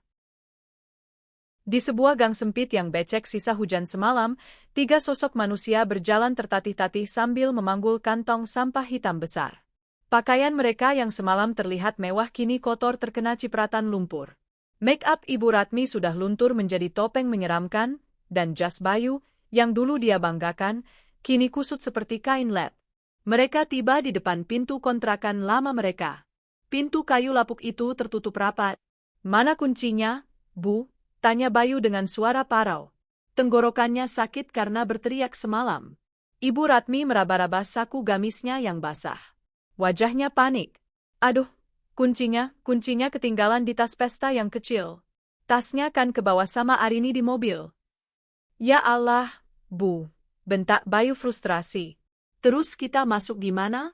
Didobrak? Jangan didobrak. Nanti Bu Kos marah, cegah Bapak Tejo. Tiba-tiba, pintu kontrakan sebelah terbuka. Seorang wanita gemuk berdaster keluar sambil membawa ember cucian.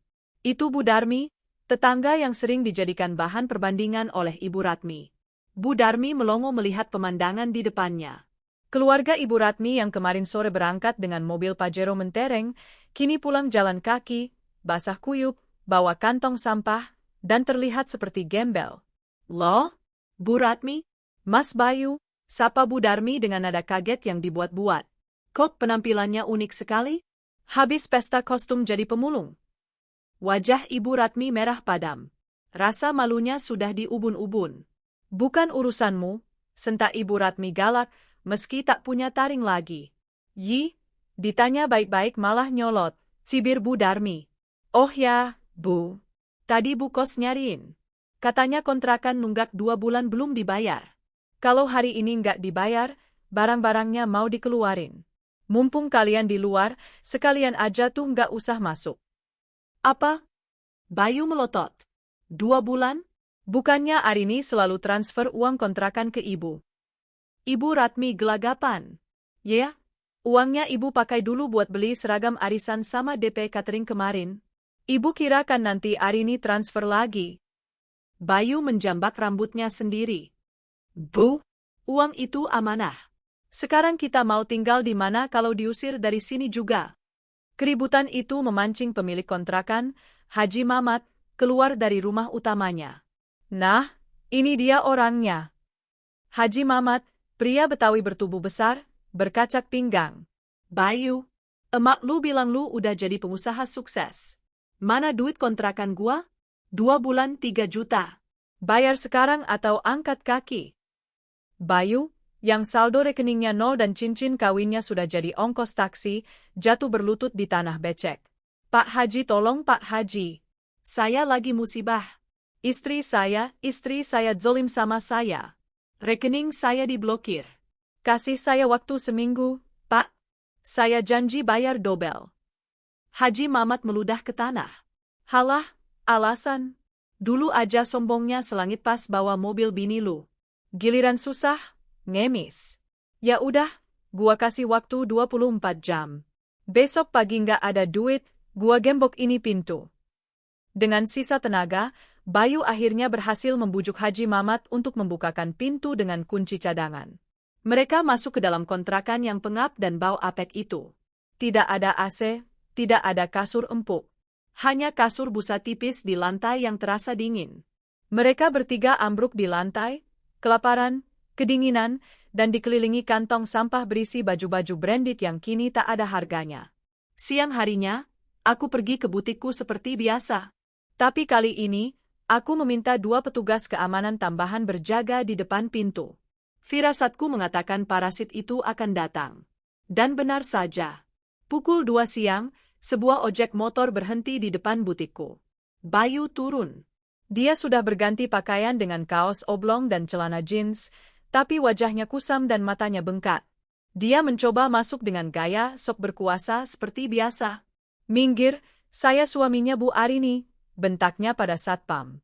Satpam baruku, yang berbadan kekar, menahan dada Bayu dengan satu tangan. Maaf, Pak. Instruksi Ibu Arini, Bapak dilarang masuk area butik. Kurang ajar. Panggil Arini keluar, teriak Bayu. Suaranya menarik perhatian pelanggan butik yang sedang memilih baju.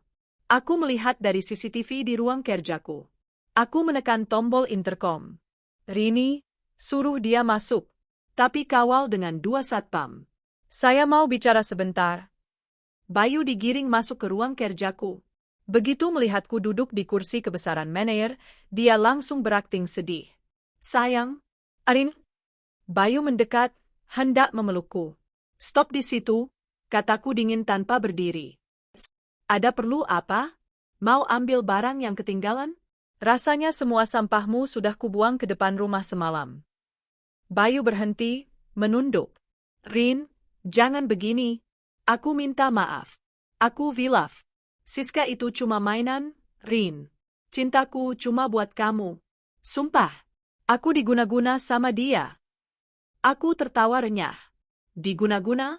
Wah, hebat sekali dukunnya sampai bisa bikin kamu minta dibelikan rumah mewah buat ibumu dan berencana menceraikan aku. Itu cuma omongan ibu yang ngawur, Rin. Kamu tahu kan ibu emang gitu. Aku nggak pernah setuju. Bayu menyangkal ibunya sendiri demi menyelamatkan diri. Sudahlah, Mas. Simpan dramamu buat casting sinetron azab, potongku. Aku mengambil map dari laci dan melemparkannya ke hadapan Bayu. Apa ini? Surat gugatan cerai. Sudah kutanda tangani. Kamu tinggal tunggu panggilan sidang. Alasan, perselingkuhan, penelantaran istri, dan KDRT psikis. Bukti-buktinya lengkap, termasuk video semalam. Tangan Bayu gemetar memegang map itu. Cerai? Kamu serius mau cerai? Rin, pikirkan lagi. Kita udah 5 tahun. 5 tahun aku menghidupi benalu. Cukup, tegasku. Dan satu lagi. Pengacaraku sedang mengaudit aliran dana dari rekeningku selama ini. Uang yang kamu pakai untuk Siska, uang yang kamu pakai untuk judi slot. Ya, aku tahu kamu main judi, semuanya akan kuperhitungkan sebagai utang piutang. Siap-siap saja jual ginjal kalau nggak bisa bayar. Wajah Bayu pucat pasi. Kamu tega, Rin. Keluar, perintahku.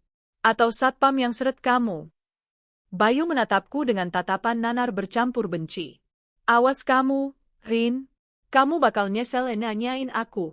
Tanpa aku, kamu itu cuma janda. Nggak ada laki-laki yang mau sama janda yang ngelawan suami. Lebih baik jadi janda kaya raya dan terhormat daripada jadi istri yang diperbudak suami miskin dan tak tahu diri. Serang, keluar. 2 satpam langsung memegangi lengan Bayu dan menyeretnya keluar dari butikku. Di luar, di depan kaca etalase, Bayu dilempar ke trotoar. Beberapa orang yang lewat memotret kejadian itu. Dalam hitungan jam, mungkin dia akan viral sebagai suami tak tahu diri diusir istri sultan. Aku kembali duduk, menarik napas lega. Satu persatu, akar benalu itu kucabut. Malam harinya, aku mendapat kabar dari tetangga kontrakan lama mereka, aku masih punya mata-mata di sana.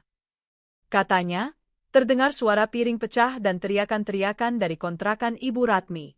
Bayu mengamuk, menyalahkan ibunya karena terlalu serakah meminta rumah mewah sehingga Arini marah. Ibu Ratmi balik memaki Bayu karena ketahuan selingkuh. Bapak Tejo hanya bisa menangis di pojokan. Mereka saling menyalahkan, saling memakan satu sama lain. Neraka yang mereka ciptakan sendiri kini mulai membakar mereka hidup-hidup.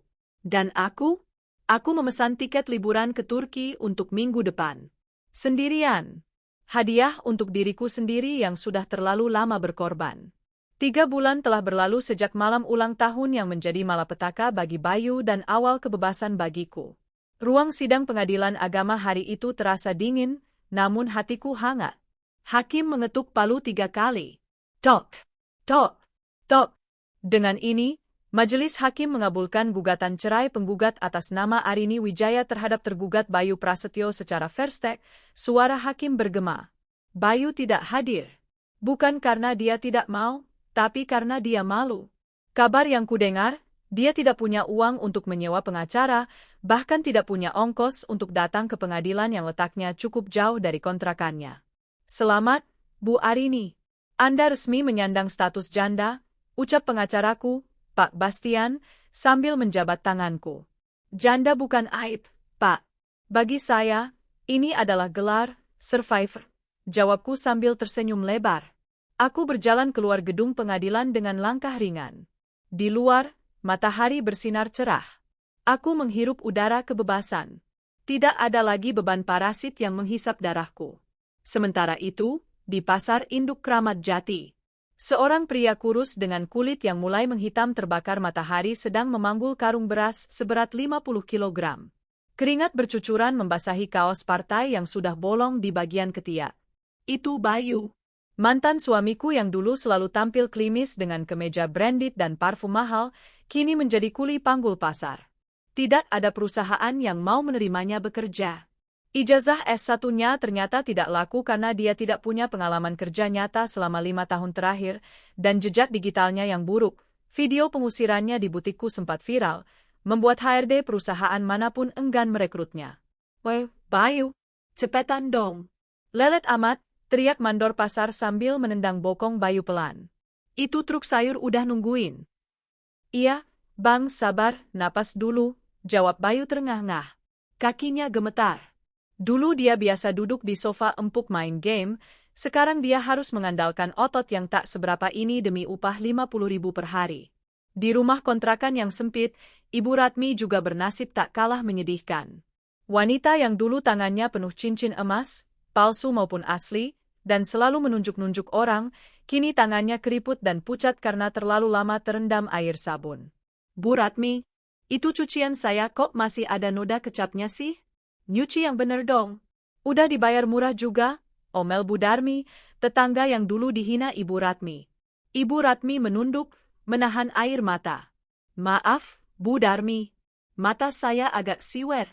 Nanti saya sikat lagi. Halah, Alesan. Buruan. Nanti sore mau saya pakai.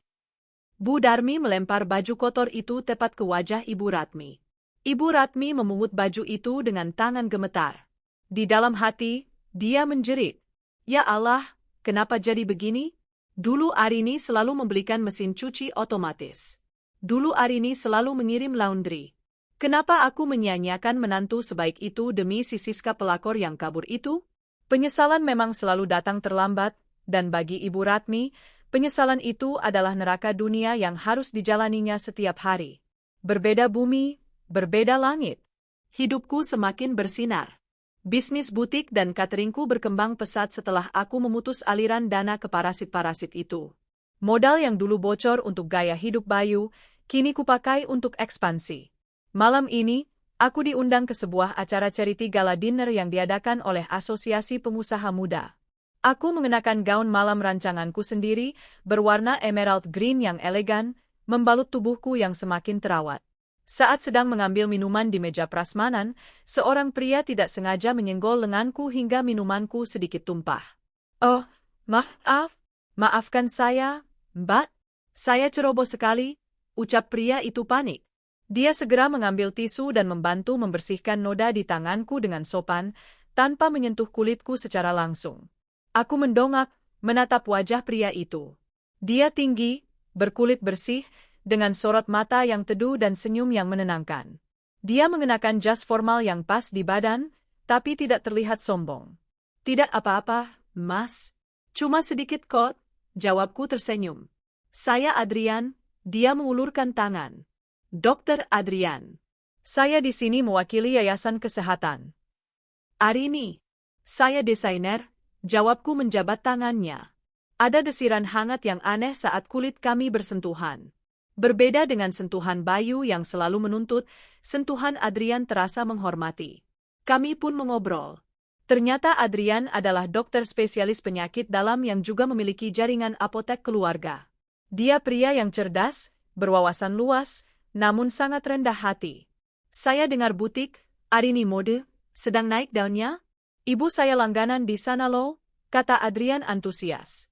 Ah, masa sih, Dok? Terima kasih, jawabku tersipu. Jangan panggil Dok dong. Adrian saja. Atau Mas Adrian kalau boleh, godanya halus. Malam itu, kami bertukar kartu nama. Dan itulah awal dari segalanya. Adrian berbeda dengan Bayu. Dia tahu aku janda, dan dia tidak peduli. Dia tahu masa laluku yang pahit, dan dia justru semakin kagum dengan kekuatanku bangkit. Wanita sepertimu itu langka, Rin, kata Adrian suatu malam saat kami makan malam di restoran. Kali ini aku ditraktir, bukan aku yang bayar. Kamu berlian yang sempat jatuh ke lumpur. Tugasku sekarang adalah membersihkan lumpur itu dan membuatmu bersinar lagi. 6 bulan kemudian, Adrian datang ke rumahku. Bukan dengan tangan kosong, tapi membawa orang tuanya. Orang tua Adrian, keluarga dokter terpandang, sangat sopan dan menyambutku dengan hangat, tanpa memandang status jandaku. Arini, Adrian berlutut di hadapanku di ruang tamu rumahku. Dia mengeluarkan kotak cincin. Maukah kamu menjadi pendamping hidupku? Menjadi ibu dari anak-anakku kelak? Aku tidak menjanjikan hidup tanpa masalah, tapi aku menjanjikan tangan yang akan selalu menggenggammu dalam setiap masalah. Air mataku menetes haru. Inilah yang kurindukan. Lelaki yang memberi, bukan meminta. Lelaki yang melindungi, Bukan, memanfaatkan. Aku mau, Mas. Aku mau, jawabku. Kami menikah sebulan kemudian. Pesta pernikahan kami digelar tertutup namun sangat mewah di sebuah hotel bintang 5. Tidak ada undangan untuk masa lalu. Tidak ada undangan untuk Bayu atau Ibu Ratmi. Aku resmi menjadi Nyonya Adrian. Hidupku sempurna. Aku hamil 2 bulan setelah menikah, melengkapi kebahagiaan kami. Sementara itu, di sebuah warung kopi pinggir jalan, Bayu menatap layar TV yang menayangkan berita selebriti. Di sana, ada liputan singkat tentang pernikahan pengusaha muda Arini Wijaya dengan Dr. Adrian. Bayu melihat wajahku yang tersenyum bahagia di layar TV. Dia melihat Adrian yang gagah mencium keningku. Itu istri gue?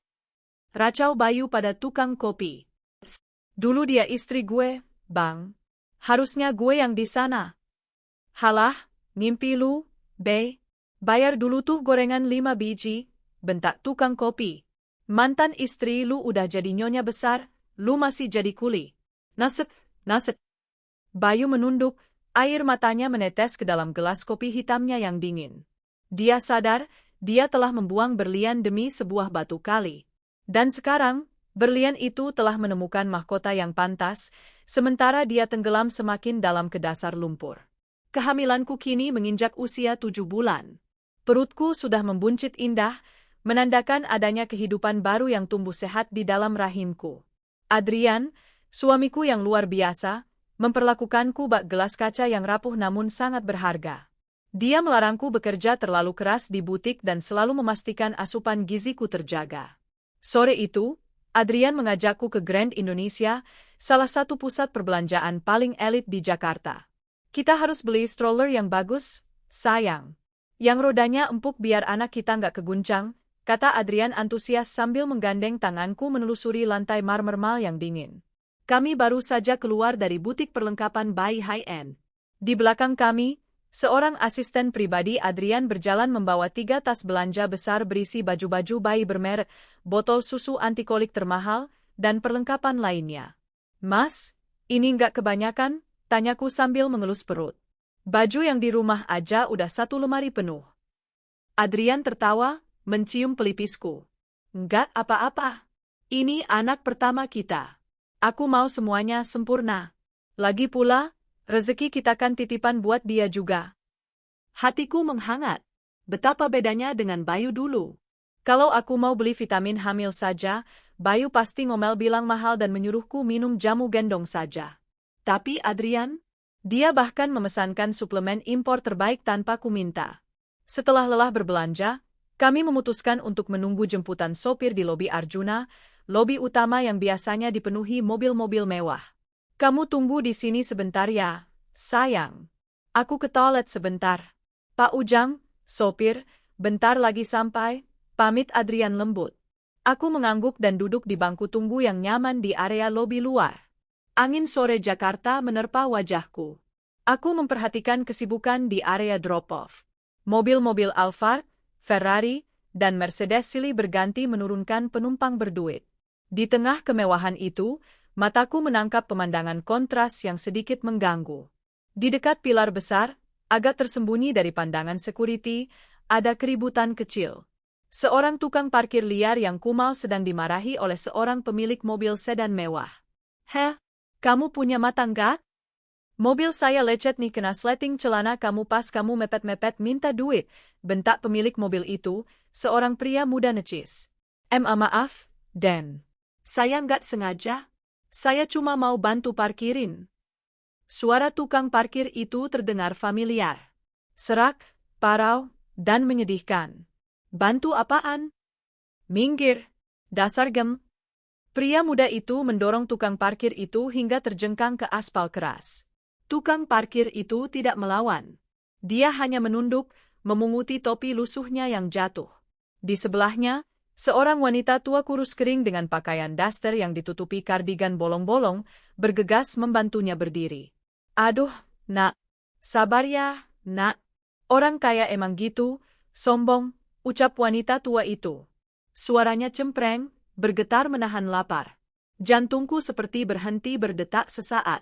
Aku memicingkan mata. Meski penampilan mereka sudah berubah drastis, kulit menghitam, tubuh kurus kering, rambut acak-acakan, aku tidak mungkin lupa pada dua sosok yang pernah menghancurkan hidupku itu. Itu Bayu dan Ibu Ratmi. Bayu mengenakan rompi parkir oranye yang sudah kusam, celana jeans sobek di lutut, bukan sobek fashion, tapi sobek karena aus, dan sandal jepit beda warna. Wajahnya yang dulu bersih terawat kini penuh debu jalanan dan flek hitam. Ibu Ratmi lebih parah. Dia membawa karung plastik putih berisi botol bekas di punggungnya. Tangannya memegang setumpuk tisu murah yang dia jajakan pada orang-orang yang lewat. Tisu, Neng? Tisunya 2.000. Tawar Ibu Ratmi pada seorang wanita yang lewat, namun wanita itu menepisnya jijik. Ya Allah, keadilan MU sungguh nyata. Saat aku sedang terpaku melihat mereka, tiba-tiba pandangan Bayu beredar ke sekeliling, mungkin mencari target mobil lain untuk diparkirkan. Dan saat itulah, matanya bertemu dengan mataku. Waktu seakan membeku. Bayu mematung. Matanya membelalak lebar, seakan melihat hantu. Mulutnya menganga, memperlihatkan giginya yang kini kuning karena rokok murah. Dia menatapku. Menatap gaun maternity sutra yang kukenakan. Menatap sepatu flat soles bermerek di kakiku. Menatap tas Hermes asli di pangkuanku. Dan terakhir, menatap perut buncitku. Ah, Arini, desisnya, suaranya terdengar sampai ke tempatku duduk karena jarak kami hanya sekitar 5 meter. Ibu Ratmi yang mendengar nama itu langsung menoleh cepat. Lehernya seakan mau patah saking cepatnya menoleh. Arini, pekik Ibu Ratmi. Matanya yang cekung langsung berbinar liar. Bukan binar rindu, tapi binar keserakahan yang dulu sangat kukenal. Binar mata melihat sumber uang. Tanpa mempedulikan rasa malu, tanpa mempedulikan satpam, Bayu dan Ibu Ratmi berlari kecil mendekatiku. Bau apek keringat dan sampah langsung menyergap hidungku, membuatku mual seketika. Arini, ya Allah, Arini istriku, seru Bayu, mencoba meraih tanganku. Aku refleks menarik tanganku dan menutupi perutku dengan tas. Jangan mendekat. Rin, ini aku, Mas Bayu. Bayu berlutut di lantai marmer lobi, tepat di depan kakiku. Orang-orang mulai menoleh. Lihat aku, Rin. Aku sengsara. Aku menderita. Tolong aku, Rin. Arini, mantu ibu yang cantik. Ibu Ratmi ikutan bersimpuh, mencoba mencium ujung gaunku. Maafkan ibu, nak. Ibu hilaf. Ibu kualat sama kamu. Lihat ibu sekarang, jadi pemulung, nak. Kaki ibu sakit buat jalan jauh. Tolong ibu, nak. Kasih ibu uang sedikit aja buat makan. Ibu lapar banget dari pagi belum makan nasi. Pemandangan ini sungguh ironis. Dulu, di restoran mewah, akulah yang dibuang. Sekarang, di lobi mal mewah, mereka yang bersujud di kakiku.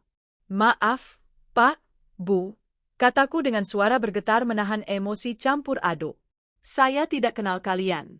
Dan tolong jaga jarak, saya sedang hamil, bau kalian bikin saya mual. Hamil? Bayu menatap perutku dengan mata berkaca-kaca. Itu anak aku kan? Rin, kita cerai baru 3 bulan. Itu pasti anak aku. Alhamdulillah, aku bakal punya anak. Rin, ayo kita rujuk demi anak kita. Sembarangan, potongku tajam. Usia kandunganku sudah 7 bulan. Ini anak suamiku yang sah, Dr. Adrian. Bukan benih dari laki-laki mandul tanggung jawab sepertimu. Bohong. Kamu pasti bohong biar aku ngejauh. Bayu mulai histeris. Dia berdiri dan hendak memegang bahuku. Kamu masih cintakan sama aku? Kamu cuma gengsi kan? Ayo pulang, Rin. Aku janji bakal berubah. Aku bakal jadi bapak yang baik. Bapak yang baik? Aku tertawa sinis. Bapak yang baik tidak akan mencoba menjual mobil istrinya demi pelakor. Bapak yang baik tidak akan membiarkan istrinya dihina ibunya sendiri. Apa-apaan ini? Suara bariton yang tegas terdengar dari belakangku. Adrian datang. Wajahnya yang biasanya ramah kini mengeras, rahangnya menegang melihat ada pria kumal yang mencoba menyentuh istrinya. Adrian segera berdiri di depanku, menjadi tameng hidup. Tubuhnya yang tinggi tegap membuat Bayu terlihat semakin kerdil. Siapa kalian? Mengganggu istri saya? Tanya Adrian dingin, namun penuh wibawa. Bayu mendongak, menatap Adrian. Dia mengenali wajah ini dari berita di TV. Ini dokter kaya itu. Suami baru Arini. Rasa minder langsung menghantam Bayu. Dibandingkan Adrian yang wangi, bersih, dan berwibawa, Bayu merasa seperti butiran debu. Saya Bayu. Mantan suaminya Arini, cicit Bayu pelan. Oh, Adrian mengangguk paham. Tatapannya menajam. Jadi kamu laki-laki bodoh yang menyia-nyiakan permata ini? Senang bertemu denganmu. Berkat kebodohanmu, saya mendapatkan wanita terbaik di dunia. Kata-kata Adrian itu seperti tamparan keras di wajah Bayu. Dan ibu ini? Adrian menatap Ibu Ratmi yang masih bersimpuh. Mantan mertua yang minta rumah mewah itu ya? Ibu Ratmi gemetar. Dia tidak berani menatap mata Adrian. Pak dokter, tolong kasihanilah orang tua. Kami miskin. Adrian merogoh saku jasnya. Dia mengeluarkan dompet kulit tebal. Mata Ibu Ratmi dan Bayu langsung tertuju pada dompet itu, berharap ada lembaran merah yang keluar. Adrian mengambil sesuatu. Tapi bukan uang. Dia mengambil kartu nama. Ini kartu nama yayasan sosial milik teman saya. Di sana menampung orang-orang terlantar dan memberikan pelatihan kerja supaya bisa hidup mandiri, bukan cuma mengemis, kata Adrian sambil meletakkan kartu nama itu di tangan Bayu yang kotor. Kami tidak butuh kartu nama. Kami butuh duit, teriak Bayu, harga dirinya tersinggung, melempar kartu itu ke lantai. Heh dokter, lu jangan sombong ya mentang-mentang kaya. Arini itu dulu gila-gilaan sama gua.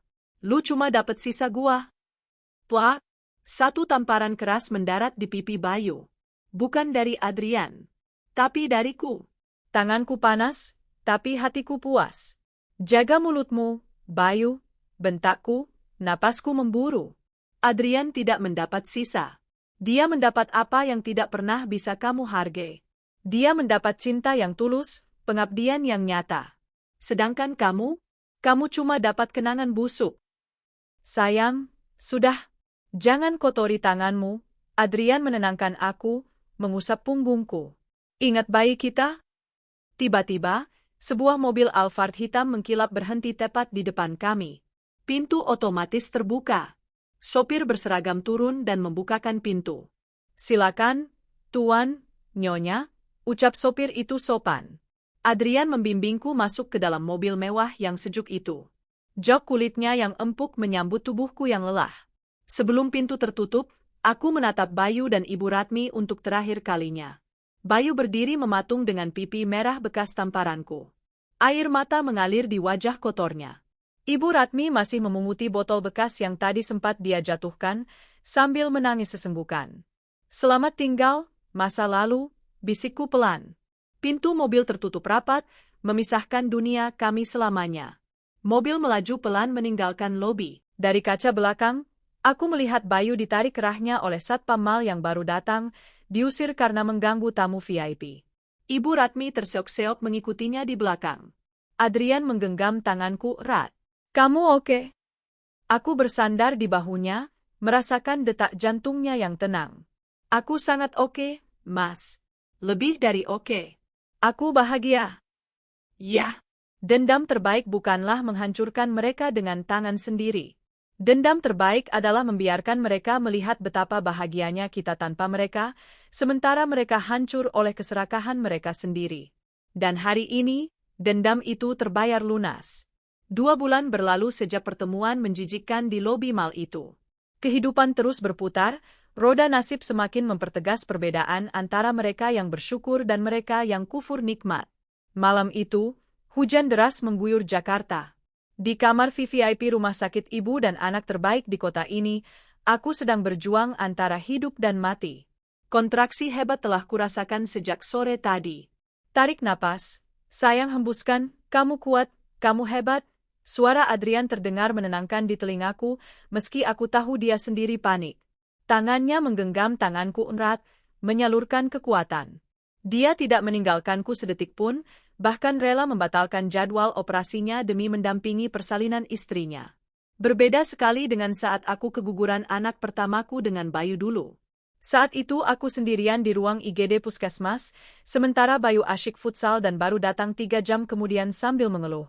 Yah, kok gugur sih? Lemah banget kandunganmu. Kenangan pahit itu sempat melintas, tapi segera sirna saat melihat wajah cemas Adrian yang penuh cinta. Satu dorongan lagi, Bu Arini. Kepalanya sudah terlihat, instruksi dokter kandungan senior itu. Dengan sisa tenaga terakhir, aku mengejan sekuat tenaga, diiringi doa-doa yang dilafalkan Adrian di telingaku. Suara tangisan bayi yang nyaring memecahkan ketegangan ruangan. Seketika itu juga, rasa sakit di seluruh tubuhku lenyap, berganti dengan rasa haru yang membuncah. Alhamdulillah, laki-laki. Putranya ganteng sekali, sehat, seru dokter. Adrian menangis. Dokter spesialis yang biasa menghadapi situasi kritis dengan tenang itu kini menangis terseduh-seduh saat melihat putranya diletakkan di dadaku untuk inisiasi menyusui dini. Terima kasih, sayang. Terima kasih sudah memberiku malaikat kecil ini, bisik Adrian mencium keningku yang penuh keringat. Kami memberinya nama Aryan Pradana. Pewaris kebahagiaan kami. Berita kelahiran Aryan menyebar dengan cepat. Kamar rawatku penuh dengan karangan bunga dari kolega bisnis, rekan dokter Adrian, dan keluarga besar kami. Hadiah-hadiah mewah berdatangan. Mertuaku, orang tua Adrian, datang membawa hadiah sertifikat deposito pendidikan untuk cucu pertama mereka. Ini buat masa depan Aryan. Biar dia jadi orang hebat kayak papa dan mamanya, ucap mama mertuaku sambil menggendong Aryan dengan sayang. Aku menatap pemandangan itu dengan mata berkaca-kaca. Inilah keluarga. Inilah rumah. Bukan bangunan fisik, tapi tempat di mana kita dihargai dan dicintai. Sementara itu, di sebuah warung nasi sempit di pinggiran pasar. Hujan deras membuat atap seng warung itu berisik bukan main. Bayu duduk di pojokan sambil mengangkat kakinya ke kursi, menyeruput kopi saset yang sudah dingin. Dia sedang istirahat dari pekerjaannya sebagai kuli panggul. Punggungnya encok parah karena tadi memanggul kulkas bekas. Di TV kecil yang tergantung di pojok warung, sedang tayang acara infotainment. Kabar bahagia datang dari pasangan pengusaha sukses Arini Wijaya dan Dr. Adrian. Pagi ini, Arini melahirkan putra pertama mereka yang diberi nama Aryan Pradana. Kelahirannya disambut meriah, bahkan dikabarkan sang bayi langsung mendapat hadiah saham perusahaan dari sang ayah. Layar TV menampilkan foto kami bertiga. Aku yang tersenyum bahagia di ranjang rumah sakit, Adrian yang menggendong bayi, dan Aryan yang terbungkus selimut sutra. Gelas kopi di tangan Bayu gemetar hebat hingga isinya tumpah ke celana jeansnya yang dekil. Panas, panas, teriak Bayu kaget, tapi rasa panas di kulitnya tak sebanding dengan rasa panas di hatinya. Dia menatap bayi di layar TV itu. Bayi yang seharusnya bisa jadi miliknya seandainya dia tidak serakah. Bayi yang akan tumbuh dengan fasilitas terbaik, sekolah terbaik, dan masa depan cerah. Sementara dirinya, makan nasi rames lauk tempe saja harus mutang. Wow, lihat tuh mantan bini lu. Udah beranak aja, celetuk Ujang, sesama kuli panggul. Coba dulu lu kagak macem-macem, itu bayi pasti anak lu. Lu pasti lagi duduk di sofa empuk sekarang, bukan di bangku reot gini. Diam lu, Jang. Bentak Bayu emosi. Dibilangin nyolot. Emang dasar nasib lu sial karena durhaka sama istri solehah, cibir Ujang. Bayu keluar dari warung menerobos hujan. Dia tidak tahan mendengar cibiran orang-orang. Dia berjalan tanpa arah, air hujan menyamarkan air matanya. Sesampainya di kontrakan, dia disambut pemandangan yang lebih menyedihkan. Bapak Tejo sedang batuk-batuk parah di atas kasur tipis. Wajahnya pucat, napasnya sesak. Bayu, Bapak sesak tolong bawa ke dokter? Rintih Bapak Tejo. Bayu bingung. Uangnya tinggal 20.000. Cuma cukup buat beli obat warung, boro-boro ke dokter. Sabar, Pak. Bayu beliin obat napas di warung depannya, kata Bayu. Nggak mempan, rasanya sakit banget dada Bapak. Ibu Ratmi yang sedang memijat kaki Bapak Tejo menatap Bayu dengan tatapan menyalahkan. Ini semua gara-gara kamu, Bayu. Coba kalau kita masih sama Arini, bapakmu pasti sudah dibawa ke rumah sakit VIP. Dulu Arini selalu sigap kalau bapak sakit. Sekarang, kita mau mati aja susah. Kenapa ibu nyalahin Bayu terus? Bayu meledak. Dia melempar topinya ke lantai. Kan ibu yang minta rumah mewah. Ibu yang ngatain Arini bau bawang. Ibu yang dukung aku sama Siska. Sekarang giliran susah, aku yang disalahin sendiri. Ya kan kamu kepala keluarga. Harusnya kamu tegas. Jangan mau dihasut ibu, teriak Ibu Ratmi tak mau kalah. Pertengkaran hebat kembali terjadi di gubuk sempit itu. Saling menyalahkan, saling memaki, sementara Bapak Tejo semakin sesak napas melihat kelakuan istri dan anaknya. Malam itu, Bapak Tejo menghembuskan napas terakhirnya di atas kasur lantai yang dingin, diiringi suara pertengkaran anak dan istrinya, tanpa ada dokter, tanpa ada obat yang layak. Kematian Bapak Tejo menjadi pukulan telak. Mereka tidak punya uang untuk biaya pemakaman. Akhirnya, warga sekitar yang dulu sering mereka hina, terpaksa patungan mengurus jenazah Bapak Tejo karena kasihan. Saat jenazah Bapak Tejo dimasukkan ke liang lahat, Ibu Ratmi menangis meraung-raung. "Pak, maafin Ibu, Pak." Ibu nyesel.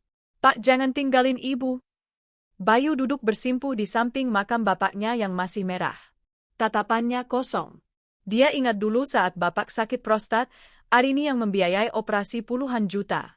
Arini yang menunggui di RS. Arini yang menyuapi Bapak. Sekarang, Bapak meninggal karena tidak ada biaya berobat. Arini, bisik Bayu lirih. Seandainya aku bisa memutar waktu, aku rela jadi budakmu seumur hidup asal tidak jadi begini. Tapi waktu adalah satu-satunya hal di dunia ini yang tidak bisa dibeli dengan uang dan tidak bisa kembali dengan penyesalan. Di seberang kota, di kamar VVIP yang hangat, aku sedang menyusui Aryan. Adrian duduk di sampingku, membacakan ayat suci Al-Quran untuk putra kami. Kedamaian menyelimuti ruangan itu. Aku tidak tahu, dan mungkin tidak ingin tahu, bahwa di saat yang sama, masa laluku sedang mengubur penyesalan mereka ke dalam tanah yang basah. Dendamku sudah selesai. Tuhan telah mengambil alih sisanya dengan cara yang jauh lebih rapi dan menyakitkan.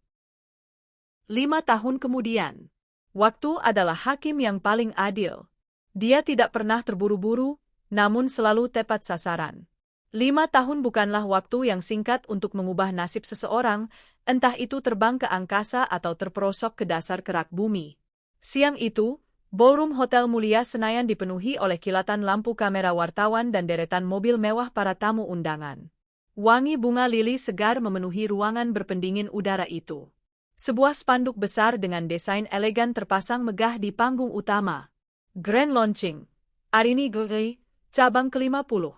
Aku berdiri di atas podium, mengenakan kebaya modern berwarna champagne bertabur kristal Swarovski yang memeluk tubuhku dengan pas. Di leherku melingkar kalung berlian dengan desain rumit namun anggun, karyaku sendiri. Di sampingku, Adrian berdiri gagah dengan setelan jas hitam Taylor Made, menggandeng tangan putra kami, Aryan, yang kini sudah berusia 5 tahun dan tampan seperti ayahnya. Dan di gendongan Adrian, ada putri kecil kami yang baru berusia 1 tahun, Almira, yang sedang mengunyah biskuit bayinya dengan pipi gembil. Terima kasih kepada semua yang hadir, ucapku di depan mikrofon, suaraku terdengar mantap dan penuh percaya diri, menggema ke seluruh ruangan. Pencapaian ini bukan hanya milik saya, tapi milik suami saya yang selalu mendukung, anak-anak saya yang menjadi inspirasi, dan masa lalu saya yang mengajarkan saya untuk kuat.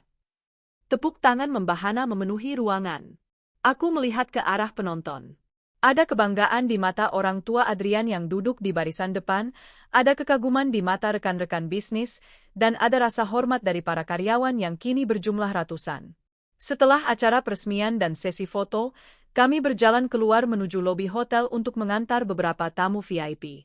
Aryan berlarian kecil dengan riang, jas kecilnya melambai-lambai. Mama, Mama. Aryan mau es krim yang ada di sana, rengek putraku manja sambil menunjuk kafe hotel. Iya, sayang. Nanti kita beli ya setelah Om dan Tante pulang, jawabku lembut sambil mengusap kepalanya. Saat kami sedang menunggu valet membawakan mobil di area drop-off yang sibuk, sebuah keributan kecil terjadi di seberang jalan, tepat di dekat area bak sampah besar samping hotel yang terhubung dengan gang kecil. Beberapa satpam hotel dengan seragam safari sedang mengusir 2 orang gelandangan yang mencoba mengais sisa makanan dari tong sampah dapur hotel yang baru dikeluarkan. Pergi, pergi, jangan nyampah di sini. tamu lagi banyak. Bau tahu, bentak salah satu satpam sambil mengibaskan tongkatnya. Gelandangan itu, seorang laki-laki pincang dengan satu kaki yang diseret, mengenakan kaos partai yang sudah berubah warna menjadi abu-abu dekil. Dan di sebelahnya, seorang wanita tua yang duduk di kursi roda reot yang rodanya sudah macet dan berkarat. Pak minta sisa nasi, Pak buat ibu saya. Ibu saya stroke, belum makan dari kemarin. Rintih laki-laki itu. Suaranya serak, hampir habis, tertelan bisingnya knalpot kendaraan. Aku menoleh. Jarak kami cukup jauh, terpisah oleh jalan raya 4 lajur yang padat. Tapi entah kenapa, hatiku berdesir. Bukan desiran rindu, melainkan desiran pengenalan yang membuat bulu kuduk meremang. Laki-laki itu menoleh ke arah lobi hotel yang terang benderang.